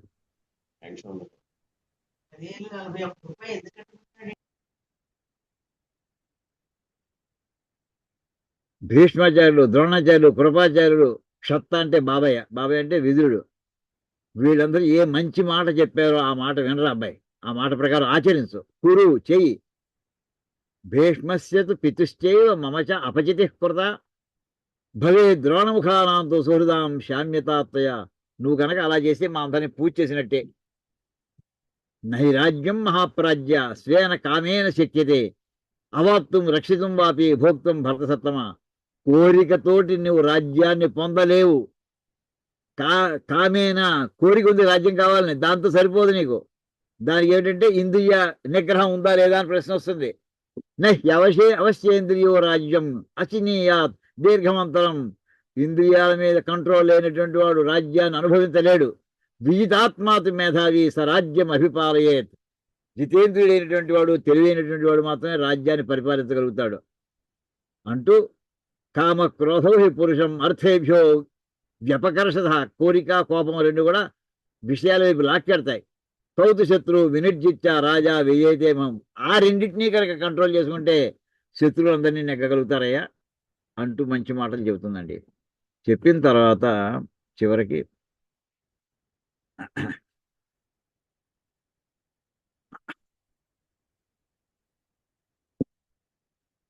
కృష్ణ పరమాత్మ చెప్పిన వాక్యాలు ఇదొకటండి. తథా దుర్యోధనం, ఎవరెవరిని అరెస్ట్ చేయమన్నారు చూడండి, స్పష్టంగా పేర్లు చెప్పేశాడు ఆయన. తథా దుర్యోధనం కర్ణం శకునించాపి సౌబలం బద్ధవా దుశ్శాసనం చాపి పాండవేభ్య ప్రయచ్చత. ఇచ్చేసే రాజ్యం ఇచ్చేసేయి. దుర్యోధనుణ్ణి, కర్ణుణ్ణి, శకుని, దుశ్శాసనుణ్ణి, ఈ నలుగురిని దుష్ట చేసిన నలుగురు బద్ధవా జైల్లో పెట్టుడు. నువ్వు జైల్లో పెడితే కాదనేవాడు ఎవడు అసలు? నువ్వు రాజు సింహాసనమే ఉన్నావు. ఇచ్చి పాండవులు ఇవ్వవలసింది ఇచ్చేసేయి. ఇంకో చెప్తే ఇక్కడ ధర్మాన్ని బోధించాడండి. లౌకికమైన ధర్మము. త్యజేత్ కులార్థే పురుషం. ఒక కులం నిలబడాలంటే ఆ కులం కోసం ఒక ఒక ఇంట్లో ఒకరిని ఎవరినో ఒకరిని వదిలేసుకోవచ్చు. గ్రామస్యార్థే కులం చదివేది. గ్రామం నిలబడాలంటే ఒక కులాన్ని వదిలేసేయచ్చు. గ్రామం జనపదస్యార్థే, ఓ రాష్ట్రం బాగుపడాలంటే ఓ జనపదం గ్రామాన్ని వదిలేసిన పడాలి. ఆత్మార్థే పృథ్వీం చేయదు. నీ కోసం అయితే మొత్తం భూమండలం అంతా వదిలిపెడాలి నువ్వు బతకాలనుకుంటే. ఇది ఒక ధర్మవాక్యం ఉన్నది. ఇప్పుడు ఈవేళ 18 అక్షోహిణీ సైన్యం అంతా కూడా ధ్వంసం అవబోతోంది ఒకే ఒక్కడి మూలంగా. ఆ ఒక్కడిని వదిలేసేయి. వాడికి సహాయంగా ఉన్నటువంటి ఇంకో ముగ్గురు ఉన్నారు, వాళ్ళని కూడా తీసేసి పక్కనెట్టేసేయి. రక్షించవయ్యా దేశాన్ని అంటూ చెప్తున్నాడండి. అంటూ రాజన్ దుర్యోధనం బద్ధ్వా తత సంశామ్య పాండవై త్వత్కృతి న వినశ్యేయు క్షత్రియా క్షత్రియర్షభ. ధృతరాష్ట్ర మహారాజా, దుర్యోధనుని బంధించు, పాండవుల్ని వాళ్ళని కాస్త శాంతింపచెయ్యి. వాళ్ళు ఆయుధాలు పట్టు కూర్చున్నారు, వాళ్ళు శాంతింపచెయ్యి. వాళ్ళు నీకు ఏదైనా చేస్తారు. వాళ్ళు నేను చెప్తున్నాను నీకు, త్వత్కృతి నా వినశ్చేయు, నీ కోసం ఏదైనా చేస్తారు వాళ్ళు. దానివల్ల నీ మూలంగా ఈ క్షత్రియులంతా కూడా నాశనం కాకుండా చూడవయ్యా. ఇంత హితబోధ చేశాడండి. చేసినా వాడే మాటలేం వినడం. ఇందాక చెప్పాను కదా, ఆవిడ వచ్చి తల్లి చెప్పిన మాటలతో కూడా చూసాం మనం. తర్వాత ఇక్కడ ఆవిడ మాట అంటుందండి. ఇందాక ఏమిటంటే దుర్యోధనుడితో చెప్తోంది, సభలో చెప్తోంది ఆవిడ. కృష్ణార్జునుల యొక్క శక్తి ఎటువంటిదో చెప్తోందండి. యథా భీష్మశాంతనవో ద్రోణశ్చాపి మహారథ ఆహుతుస్తాత తత్ సత్యం అజేయౌ కృష్ణ పాండవౌ. కృష్ణుడు పాండవుడు అంటే అర్జునుడు, పాండవుల్లో ఒకడైనటువంటి అర్జునుడు. ఈ కృష్ణార్జునులు ఇద్దరు కూడా అజేయౌ, వాళ్ళని ఎవ్వరు నెగ్గలేరు అనే మాట ఎవరు చెప్పారని యథా భీష్మ ఆహతు భీష్ముడు చెప్పాడు, ద్రోణాచార్యులు చెప్పాడు. మొత్తం ముగ్గురికి తెలుసుంటండి వీళ్ళిద్దరు నరనారాయణ అంశం అని. నారద మహర్షి, భీష్మాచార్యులు, ద్రోణాచార్యులు ముగ్గురికి తెలుసుంట. ఆ వాక్యం ముందర పేజీలో వెళ్ళిపోయింది. వాళ్ళు చెప్పారు. వాళ్ళు ఏమన్నారు, వీడు నరనారాయణుడు, వీడిని ఎవరు సృష్టిలో ఎవరు కూడా ఓడించలేరు అని చెప్పారట. ఆ మాట గాంధారి తెలిసి అదే మాట అంటోంది. నువ్వు వాడిని ఓడించలేరు, వాడిని ఓడిస్తానంటూ బయలుదేరుతావు. ప్రపంచస్వ మహాబాహం కృష్ణం అక్లిష్టకారిణం. ఆయన కాళ్ళమే పడరా. ప్రసన్నోహి సుఖాయ స్యాత్ ఉభయోరేవ కేశ. ఇద్దరికి కూడా, కౌరవుడికి పాండవులు కూడా సుఖాన్ని చేస్తాడే ఆయన. సుహృదామర్థ కామానం యో నతిష్టతి శాసనే ప్రాజ్ఞానం కృత విజ్ఞానం సనర శత్రునందన. ఇలాగే మంచి మాట స్నేహితులు చెప్పేటువంటి మంచి మాట వినటువంటి వాడు శత్రువుడికి ఆనందాన్ని కలిగిస్తాడు. అంటే శత్రుడు ఏదైతే యుద్ధం చేసి సంపాదించారో అది యుద్ధం చేయకుండానే వాళ్ళు సిద్ధించేస్తుంది నీలాంటి వాడు బయలుదేరితే. న యుద్ధే తాత కళ్యాణం న ధర్మార్థో కుతసుఖం. ఈ యుద్ధం చేయడం వల్ల శుభం జరగదు. కళ్యాణం అంటే శుభం. ఇంకోటి నా ధర్మార్థం, ధర్మం పోతుంది. ధర్మం లేదు, అర్థం లేదు. ధర్మానికి ప్రతి మాటకి ధర్మం వాడేటటువంటి రోజులండి అవి. ఈవేళ ధర్మం అంటే ఎంత బీజేపీ పార్టీ అనేటువంటి దౌర్భాగ్య స్థితికి వచ్చేసింది జనం మధ్యలో ధర్మం గురించి మాట్లాడితే. చూడండి, నచాపి విజయో నిత్యం ఆ యుద్ధే చేత ఆధ్రియా. అంటే యుద్ధం అంటే బయలుదేరకు అని ఒక వాక్యం అండి. అది అయిన తర్వాత ఇక్కడ జరిగినటువంటి కొన్ని సంఘటనలు చూడండి. కర్ణుడి దగ్గరికి వెళ్ళాడు కృష్ణ పరమాత్మ. చెప్పాను కదా, కార్తీక బహుళ సప్తమి అష్టమిలో వెళ్ళాడు. చెప్పిన తర్వాత కర్ణుడు ఏమన్నాడు తెలుసునండి, నాకు తెలిసినయ్యా పాండవులు నెగ్గుతారని, దుర్యోధనుడు ఓడిపోతాడని ఇలా చెప్పాడండి కృష్ణుడితోటి. నాకు తెలుసును. ఆ అర్జునుడి చేతులు అది యజ్ఞం కింద వర్ణిస్తాడండి. 5-6 పేజీలు నడుస్తుంది కర్ణుడి యొక్క శ్రీకృష్ణ పరమాత్మ యొక్క సంభాషణ. 4-5 పేజీలు నడుస్తుంది. చివరికి నేనైతే దుర్యోధనుడితోటే వింటానని చెప్పి 13 ఏళ్ళు నిష్కంటకంగా నీ రాజ్యాన్ని నేను అనుభవించాను. దుర్యోధనుడు కాదు అనుభవిస్తా. పాండవులు లేకపోవడం మూలాన్ని అనుభవించిన వాడు కాదు నేను. అటువంటి వాడిని నేను వాడిని వదిలిపెట్టరాను అని అంటూ అప్పుడు కృష్ణ పరమాత్మ అంటాడండి. గొప్ప వాక్యాలండి ఇవి. ఒక అలంకార పద్ధతిలో మాట్లాడతాడండి. చూడండి. అంటే ఇంక ఆఖరిని చెప్తాడు సార్. యదా ద్రక్ష ఇక్కడ చూడండి సరదాగా ఈ వాక్యాలు కూడా చెప్పుకుందాం. ఈ ఆఖరి ఆఖరి వాక్యం ఒకటి చూడండి. నా తదా భవిత త్రేత నా కృతం ద్వాపరం నచ. నీకు యుద్ధం ప్రారంభమయ్యాక అప్పుడు మనకి తెలుగులో మనకి పాండవోద్యోగాల్లో తిరుపతి వెంకట గౌరు రాస్తారండి. అప్పుడు ఒక్కడు నీ మొర ఆలకింపడు అంటారు చూసారా. ఆ ఆలకించేవాడు ఒక్కడు ఉండడు. ఆ వేళ అర్జునుడు అలా విజృంభించాడు, భీముడు అలా విజృంభించాడు అంటాడు. అలాగే ఇక్కడ గొప్ప వాక్యాలండి ఇవి. ఇవన్నిటిలో ఒక మకుటం కింద వాడేది కృష్ణ పరమాత్మ. యదా ద్రక్ష్యసి సంగ్రామే కుంతీపుత్రం యుధిష్ఠిరం జప హోమ సమాయుక్తం స్వాం రక్షంతం మహాజమోం ఆదిత్యమేవ దుర్ధర్షం తపంతం శత్రువాహినీం న తదా భవితా త్రేత న కృతం ద్వాపరన్నచ. ధర్మరాజు ఎలాంటి వాడు? జపము హోమము సమాయం వాటన్నిటితోటి నిత్యము చేసేటటువంటి అంత తపశ్శక్తి ఉన్నటువంటి వాడు. తన సైన్యాన్ని తాను రక్షించు. సూర్యుడిలో మొత్తం శత్రు సైన్యంతో కూడా కాల్ చేస్తుంటే అప్పుడు నీకు కృతయుగం కనిపించదు అబ్బాయి, ద్వాపరయుగం కనిపించదు, త్రేతాయుగం ఉండదు అక్కడ. కలియుగే జరుగుతుందంటే సర్వనాశం చేస్తారు నిన్ను, గుర్తుకో అని చెప్పి నాకు ఒక్కొక్కడిని. యదా ద్రక్షసి సంగ్రామే భీమసేనం మహాబలం దుశ్శాసనస్య రుధిరం పీత్వా నృత్యంతం మాహవే ప్రభిన్నమేవ మాతంగం ప్రతిద్విరద ఘాతినం న తదా భవితా త్రేత న కృతం ద్వాపరన్నచ. నీకు ఆ వేళ భీమసేనుడు యుద్ధరంగం ప్రారంభమయ్యాక ఆ దుశ్శాసన యొక్క గుండెలు పగలగొట్టి రక్తాలు తాగుతుంటే అప్పుడు నీకు త్రేతాయుగం ఉండదు, కృతయుగం ఉండదు, త్రేతాయుగం ఉండదు, ద్వాపరయుగం ఉండదు. జ్ఞాపకం ఉంచుకో అంటూ. యదా ద్రక్షసి సంగ్రామే ద్రోణం శాంతనవం కృపం సుయోధనం చ రాజానం సైంధవం వా జయద్రథం సైంధవం చ జయద్రథం యుద్ధ యుద్ధాయ ఆపద అస్తోర్ణం బారితాన్ సవ్యసాచిన న తదా భవితాత్రేత నకృతం. ఎంత విసుగొచ్చి మామూలు లౌకికంగా ఈ మాటలు చూడండి. విసుగొచ్చి అంటే అంత ప్రయత్నం చేసిన దానికి వినకపోతే చూసుకోరా తాడో పేడో తెలుస్తుందని ఇంకా అనే మామూలు లౌకికంగా మనం ఎలాంటి మాట్లాడతామో అలాంటి మాటలు కృష్ణ పరమాత్మ నోట్లోంచి వస్తున్నాయండి ఇక్కడ. ఆ ఒక్కొక్కటి జ్ఞాపకం చేస్తూ కర్ణ ఏదో అనుకుంటున్నావు, నీ స్నేహితుడు అనుకుంటున్నావు, ఆ వేళ నీ జ్ఞాపకం వస్తుంది ఇవన్నీ చెప్తున్న మాటలు. అర్జునుడు వాయిస్తుంటే ద్రోణాచార్యుని భీష్మాచార్యుని ఒక్కొక్కరిని పడగొట్టుకుంటూ పెడతాడు. సైంధవుని వదిలిపెడతాడు అనుకున్నారేమో, సైంధవుడు కూడా వదిలిపెట్టాడు. అందరినీ కూడా చితక్కుడు వదిలిపెడుతుంటే అప్పుడు నీకు త్రేతాయుగం కృతయుగం కనిపించదు, త్రేతాయుగం కనిపించదు, ద్వాపరయుగం కనిపించదు. అంటే ఏమిటి? కలియుగే ఉంటుంది అని అంటూ చెప్పుకొస్తూ ఇలా మొత్తం ఎన్ని వాక్యాలు చెప్తాడు. చెప్పి ముహూర్తం కూడా పెట్టేసాడండి ఆయన. గొప్ప సరదాగా వచ్చే నవ్వొచ్చే వాక్యం కూడా చెప్పాడు ఆయన. ఆయన చేత ఇక్కడ ఏమంటాడంటే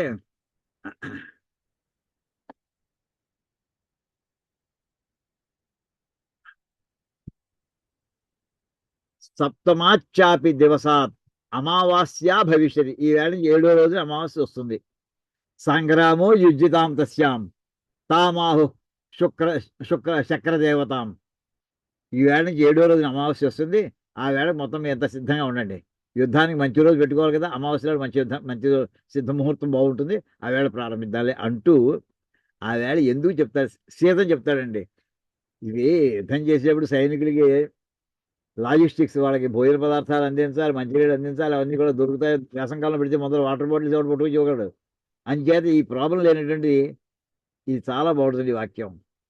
సర్వౌషధి వనస్ఫేత ఫలవాన్ అల్పమక్షిక అంటే నవంబర్ మాసం అండి. ఇప్పుడు వర్షాలు ఆగిపోతాయి. అయిపోయిన తర్వాత బురద కాస్త గడ్డగట్టేస్తుంది, గట్టిపడిపోతుంది నేల. దోమలు తక్కువ ఉంటాయటండి. అల్పమక్షిక దోమలు తక్కువ ఉంటాయ్యా. ఇంకేదంటే ఈ 18 అక్షరాలు ఉన్నటువంటి సైనికులందరూ రాత్రి పడుకుంటే దోమలు పీకేస్తుంటే రాత్రి నిద్ర లేకపోతే మొన్నటి యుద్ధం ఎలా చేస్తారు వీళ్ళు? అంటే దోమలు ఉండవులే. ఈ మాట సామాన్యమైన యుద్ధాలని డిసైడ్ చేసేవాడు ఈ పాయింట్ మామూలు మైండ్లో అనుకుంటా కానీ బయట పబ్లిక్ ఎవరు అంటారు. కృష్ణ పరమాత్మ అంటున్నాడండి. నిష్పంక బురద ఉండదు. ఏమండి? రసవస్తోయ నీళ్ళు కూడా బాగుంటాయి తాగడానికి, మంచిది తాగేసి యుద్ధం చేసేయచ్చు. నాత్యుష్ణ శిశిర సుఖ అది చలి కాదు, ఇంకా నీకు శీతాకాలం వచ్చేది గడ్డగడ్డిపోవట్లేదు, అలా కదా వేడి ఉండదు, చాలా బాగుంది. అంటే సమశీతోష్ణ మండలంలో ఉంటుంది, అది సుఖంగా ఉంటుంది. అప్పుడు యుద్ధం చేసుకుందాంలే. ఈ వేళ నుంచి 7వ రోజు నీకు అమావాస్య ప్రారంభమిస్తుంది. ఇదంతా కూడా ఏం చేద్దంటే ధర్మానికి మీరు విలువ ఇవ్వట్లేదు, కానీ పట్టబోయే గతి ఎలా ఉందో ముందర చెప్పేస్తున్నాడు. ఇంకా అంటే అక్కడ ఏంటి ఈ 3 యుగాలు ఉంటాయంటే ధర్మానికి యుద్ధం ప్రారంభమయ్యాక నువ్వు ధర్మమా అధర్మం ఇంకా క్వశ్చన్స్ ఉండవు, జాగ్రత్త అనే వార్నింగ్ కూడా ఇందులో ఎంప్లాయ్ అవుతుందండి. కృతయుగంలో అయితే 4 పాదాల ధర్మం, త్రేతాయుగంలో 3 పాదాల ధర్మం, ద్వాపరంలో 2 పాదాల ధర్మం, ఇలా అనుకుంటూ ఉంటామండి. నువ్వు అక్కడ ఏం ధర్మపణాలు లెక్కేస్తావు, అక్కడ యుద్ధం ఏమి ఉండవు అక్కడ. అంతే. అని అన్ని రకాలుగా చెప్పవలసిన మాటలన్నీ చెప్పిన తర్వాత కూడా వాళ్ళు వినకపోతే ఇంకా వదిలేసాడు ఆయన. ఇది ఒక ఇంపార్టెంట్. అయిపోయిన తర్వాత ఇక్కడ ఇంకోటి వస్తుందండి.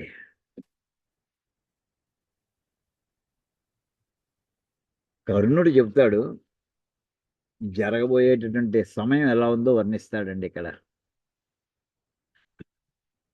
పరాజయం ధార్తరాష్ట్రే విజయంచ యుధిష్ఠిరే. వాక్యాలు అర్థమవుతున్నాయండి. ధార్తరాష్ట్రుడి దుర్యోధనుడు ఓడిపోవడం, ధర్మరాజు నెగ్గడం.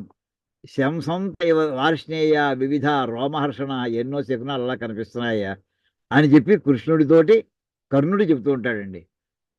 నక్షత్రాలు, ఇతని ఆస్ట్రానమర్ కూడా నక్షత్రాలు ఏమైనా చెప్తున్నాడండి, జ్యోతిష్కుడు కూడా.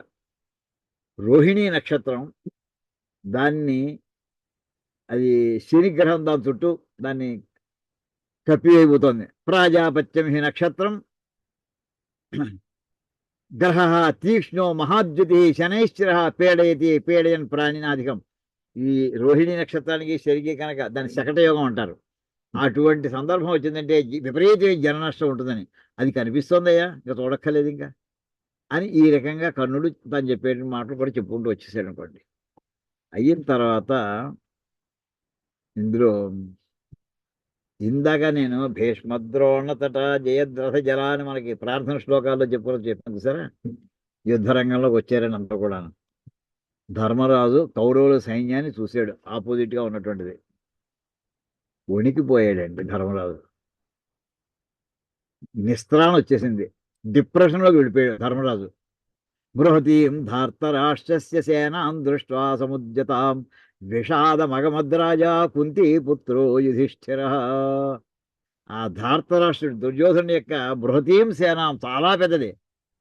షోహిణి అంటే ఎంతండి, పెద్ద సిటీ అంత వెడల్పు ఉంటే కానీ సైన్యం పట్టదు.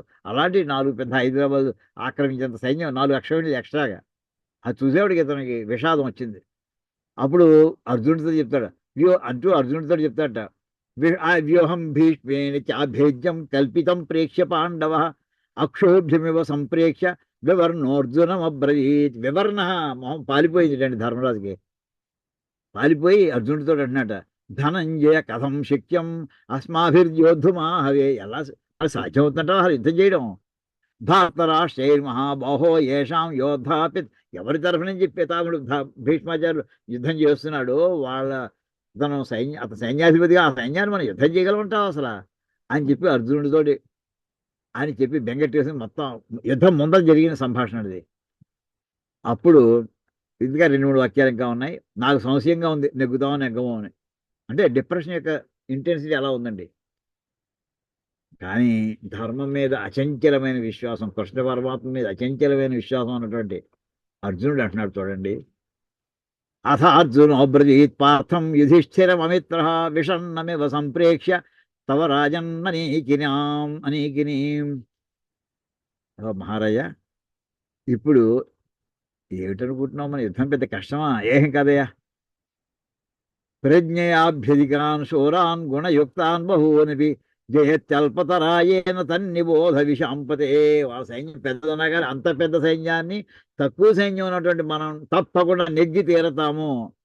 దానికి తత్ప్రతి కారణం రాజన్ ప్రవక్ష్యామి అనసూయవే. అసూయ లేనటువంటి ఒక మహారాజా అని ఇక్కడ పదం వాడుతున్నాడండి. అసూయ అంటే ఏమిటి? మామూలుగా ధృతరాష్ట్రుడికి ధర్మరాజుకి కాంట్రాక్షన్ ఏమిటండి? దుర్యోధనుడికి అసూయ మొత్తం.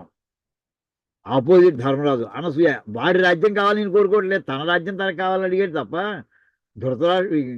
దుర్యోధను యొక్క రాజ్యం తనకు రావాలని కోరుకోలేదు. యుద్ధం చేయడం కూడా దానికోసం కాదు, అది వచ్చింది. అది అటువంటి దీనికి కారణం చెప్తాను, నాకున్న కాన్ఫిడెన్స్గా కారణం చెప్తాను.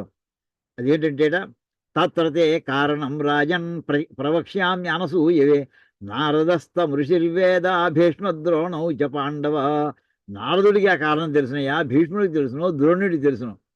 ఏనమేవార్థమాసిద్ధ యుద్ధే దేవాసురో బ్రవీత్ పితామహ కిరా పురా మహేంద్రాదీందివౌకస.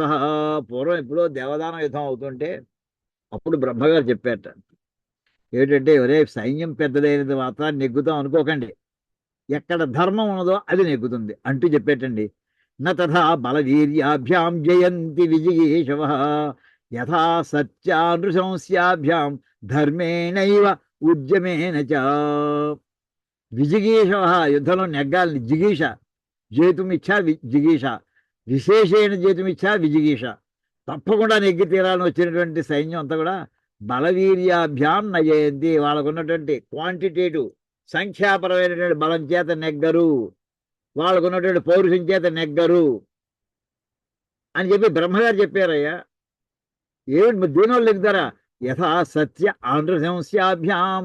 ఎవరైతే సత్యం మీద ఆధారపడతారో, ఎవరైతే ఆనృశంస్యం, ఆనృశంస్యం అంటే దయ అని చెప్పుకున్నాం, కంపాషన్ చెప్పుకున్నాం. ఇది మన సుందరకాండలో కూడా వాక్యం చెప్పుకున్నాం. ఆనృశంస్యం పరోధర్మ, మళ్ళీ వాక్యం చూడండి, సుందరకాండలో వస్తుంది. ఆనృశంస్యం పరో, హనుమంతుడితో సీతాదేవి చెప్తూ, ఏమయ్యా జాలి చూపించడం అనేది గొప్ప ధర్మం అని చెప్పావు కదయ్యా శ్రీరామచంద్ర, నువ్వు నన్ను ఇలా వదిలేస్తే ఎలాగా? ఈ మాట చెప్పు హనుమ, వెళ్ళి ఆయనకి నేను ఇలా అన్నాను చెప్పు.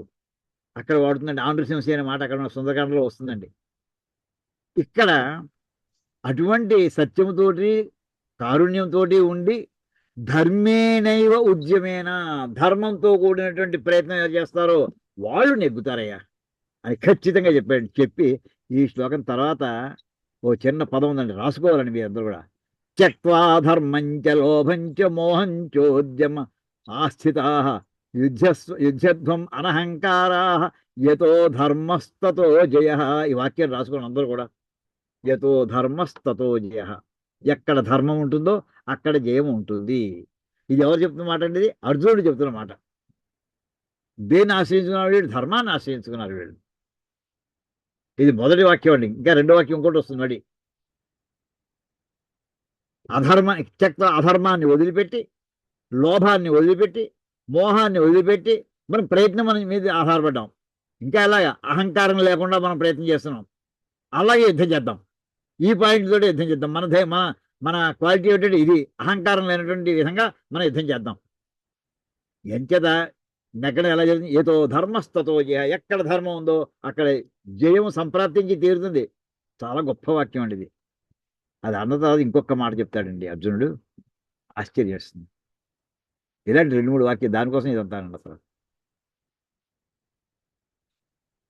ఏవం రాజన్, అతను అడిగాడు అంత డిప్రెషన్ వెళ్ళిపోయాడు. ధర్మరాజు ధైర్యం చెప్పాలి. ఓడిపోతామేమో, ఎలా యుద్ధం చేస్తామని ప్రశ్నేశాడు. ఏముందయ్యా మనం ఇలా ఉన్నాం, మనం నెగ్గుతామయ్యా, ఇది నేను చెప్పిన వాక్యం, బ్రహ్మగారే చెప్పారు పూర్వకాలం అని చెప్తూ, ఏవం రాజన్ విజానీహి ధ్రువోస్మాకం రణే జయ. మనకి యుద్ధంలో జయము ధ్రువము నిశ్చితమైనటువంటిది, అది తెలుసుకో. యథాదు నారద ప్రాహ. ఈ మాట ఎవరన్నారు? నారద మహర్షి అన్నారు. ఎంత ఇంకేదంటేట యత కృష్ణస్తతో జయ. ఇదోటండి, ఇది 2 వాక్యం అండి. యత కృష్ణ తతో జయ. ఎక్కడ కృష్ణ పరమాత్మ ఉంటాడో అక్కడ జయం ఉంటుంది, అంతే. ఇదండి, ఈ 2 వాక్యాలు రాసుకోండి. యత కృష్ణ తతో జయ. ఇందాక యతో ధర్మస్తతో జయ, ఇక్కడ యత కృష్ణ తతో జయ.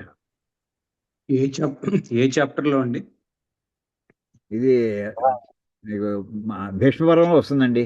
2592 పేజీ. మీ దగ్గర ఉంటే చూసుకోండి.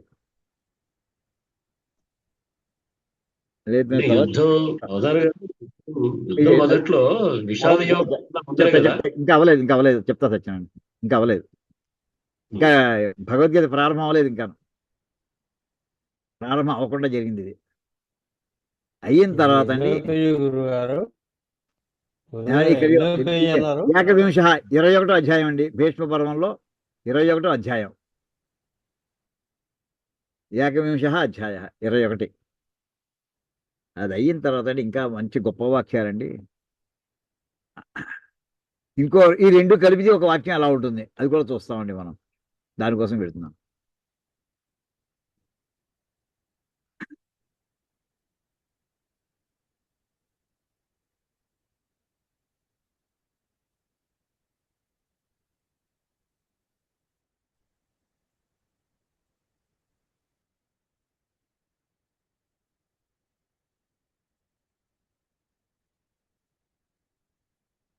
అప్పుడు ధర్మరాజు అలా పలకడం, దానికి అర్జునుడు సమాధానం చెప్పిన తర్వాత కృష్ణ పరమాత్మ ఆయన అర్జునుడితో చెప్తుంటాడు, చూడవయ్యా నువ్వు కూడా చూడు సైన్యాన్ని, నీ దృక్కోణం వేరుగా ఉండాలి.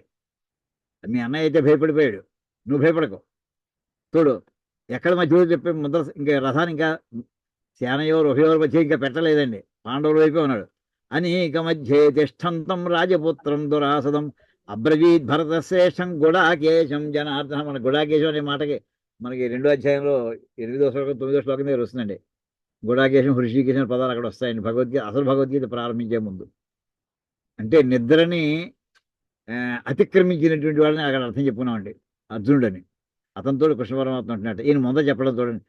ఏష అక్కడ అవతల పక్కన చూశాడు భీష్మాచార్య కనిపిస్తున్నాడు, చూడవయ్యా ఎంత మహానుభావుడే అంటూ ఆయన శ్లాఘిస్తూ చెప్తాడండి కృష్ణ పరమాత్మ. మనం ఎక్కడా చదవమండి, ఇక్కడ గొప్ప పదం వాడేటండి కృష్ణ పరమాత్మ భీష్ముడి గురించి.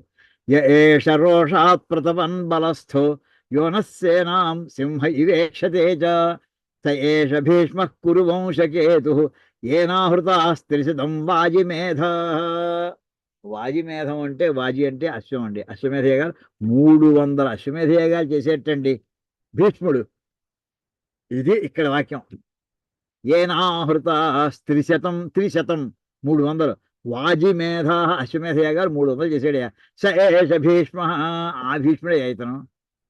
కురు వంశకేతు, కురు వంశానికి జెండా లాంటి వాడు ఇతను. ఎలా చూస్తున్నాడు మనందరికేసి, ఓ సింహంగా చూస్తున్నాడు అక్కడి నుంచి, ఇప్పుడు మింగేద్దాం అన్నట్టుగా. ఎలా, దేంతో? రోషతోటి. ఇప్పుడు సైన్యాధ్యక్ష పదవి తీసుకున్నట్టే ఆ బాధ్యత నిర్వహించాలి. బలస్థ, సర్వసైన్యానికి మధ్యలో ఉన్నటువంటి వాడై అలా చేస్తున్నాడని చెప్తూ, ఇప్పుడు నువ్వేం చేయాలో తెలుసురా అంటూ అర్జునుడికి అక్కడే మొట్టమొదటి వాక్యం చెప్పేస్తున్నాడండి. ఏంటంటే, ఏతాన్యనీకాని మహానుభావం గుహంతి మేఘాయువ రశ్మిమంతం ఏతాని హృత్వా పురుష ప్రవీర కాంక్షస్వ యుద్ధం భరతర్షభేణ. నువ్వు ఆ భీష్ముడితో యుద్ధాన్ని కోరుకుని, యుద్ధంలో వీళ్ళందరి హతమార్చి యుద్ధాన్ని నెగ్గాలని కోరుకో అని అక్కడ గొప్ప వాక్యం. అంటే ఏంటంటే వాడు మొట్టమొదట అసలు శ్రీకృష్ణ పరమాత్మ టార్గెట్ పెట్టేశాడు. అంటే భీష్ముడిని 100 ఎందుకు చూపించాడు అంటే, సామాన్యుడు 300 అశ్వమేధ యాగాలు చేశాడంటే 300 సార్లు ఈ భూమండలం అంతా జయించాడు ఆయన. ఈ దుర్యోధన వాడు పుట్టని క్రితం చేసినట్టున్నాడు ఆయన. ఇంకేదండి భీష్మాచార్య యొక్క వయసు 1000 ఏళ్ళు అని చెప్తారండి యుద్ధం కాలం నాటికి. ద్రోణాచార్యుల వయసు 500 సంవత్సరాలట. శ్రీకృష్ణ పరమాత్మ వయసు 190 ఏళ్ళని, 89 97 చెప్తా సుమారుగా. అంతే అర్జునుడిది. ధర్మరాజు ఇంకొక 4 ఏళ్ళు పైన వేసుకోండి. ఇది అయిన తర్వాత కృష్ణ పరమాత్మ ఏం చేశాడంటేనండి, వెంటనే బాణం తీయలేదు, భగవద్గీత ప్రారంభించలేదండి. నువ్వు అర్జున నువ్వు ఏం చేయాలి తెలిసిన, అమ్మవారిని ప్రార్థించవయ్యా, దుర్గాదేవిని ప్రార్థించు, యుద్ధ రంగంలో చేయాలి ఆ ప్రార్థన అనేప్పటికీ అక్కడ ఆ మాట అర్జునుకి ద్వారా దుర్గాదేవికి స్తుతి.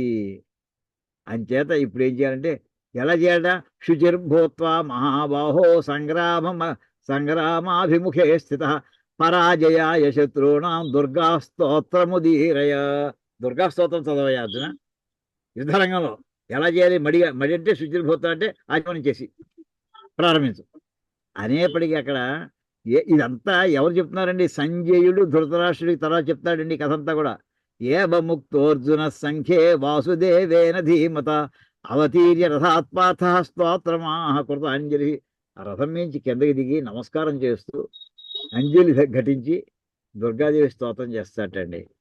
అంటూ అక్కడ వాడేటటువంటి పదాలు ఇలా కొన్ని పదాలు మీకు ఇక్కడ వస్తాయి చూడండి. నమస్తే సిద్ధసేనాని ఆర్యే మందరవాసిని కుమారి కాళి కాపాలి కపిలే కృష్ణ పింగళే భద్రకాళి నమస్తుభ్యం మహాకాళి నమోస్తుతే చెండే నమస్తుభ్యం తారిణి వరవర్ణిని. చండీ హోమాలు చేస్తుంటాం కదండి అజదా. ఇక్కడ చండీ హోమాలు కాదు, ఆ చండికా పరదేవత ఎవరైతే ఉంటుందో ఆవిడిని ఇక్కడ ఆయన ఆవాహన చేసుకుంటున్నాడండి, ప్రార్థన చేస్తూ. ఇంకా ఈ శ్లోకాలు 1-2 వాక్యాలు చూద్దామండి. కాత్యాయని మహాభాగే కరాళి, ఇవన్నీ కూడా సంబోధనలు అంచేది ఇకారాలతో ఉంటాయి, ఆకారంత స్త్రీలింగ శబ్దాలు. కాత్యాయని మహాభాగే కరాళి విజయే జయే శిఖి పిచ్ఛన్నమధ్వర్యే నానాభరణ భూషితే అట్టశూల, ఇవన్నీ ఆయుధాలండి. అట్టశూల ప్రహరిణి ఖడ్గ కేటకధారిణి భూపేంద్ర శానుయే జ్యేష్ఠే నందగోపకులోద్భవే. ఇది ఇక్కడ నందగోపంలో ఆ వేళ నువ్వు ఉద్భవించేవు అనే మాట అర్జునుడికి తెలిసిందండి.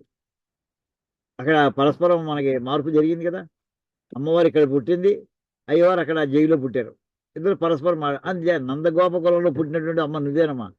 మహిషాసురు ప్రియే నిత్యం, మహిషాసురు కంటే మహిషాసుని యొక్క రక్తాన్ని తాగింది.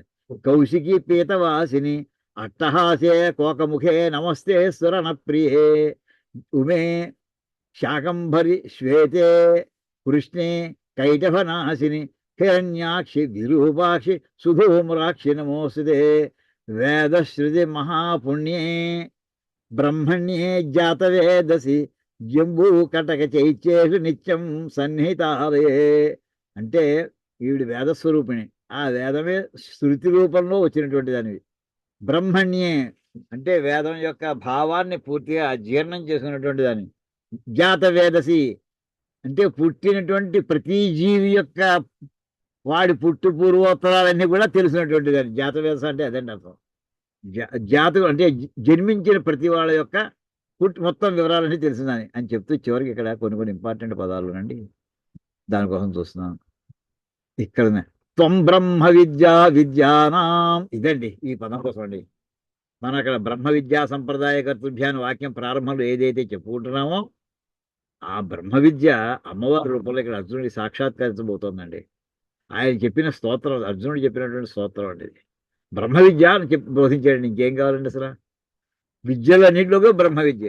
మహానిద్రాచ దేహినాం స్కందమాతర్భగవతి దుర్గే కాంతారవాసిని స్వాహాకార స్వధాజీవ.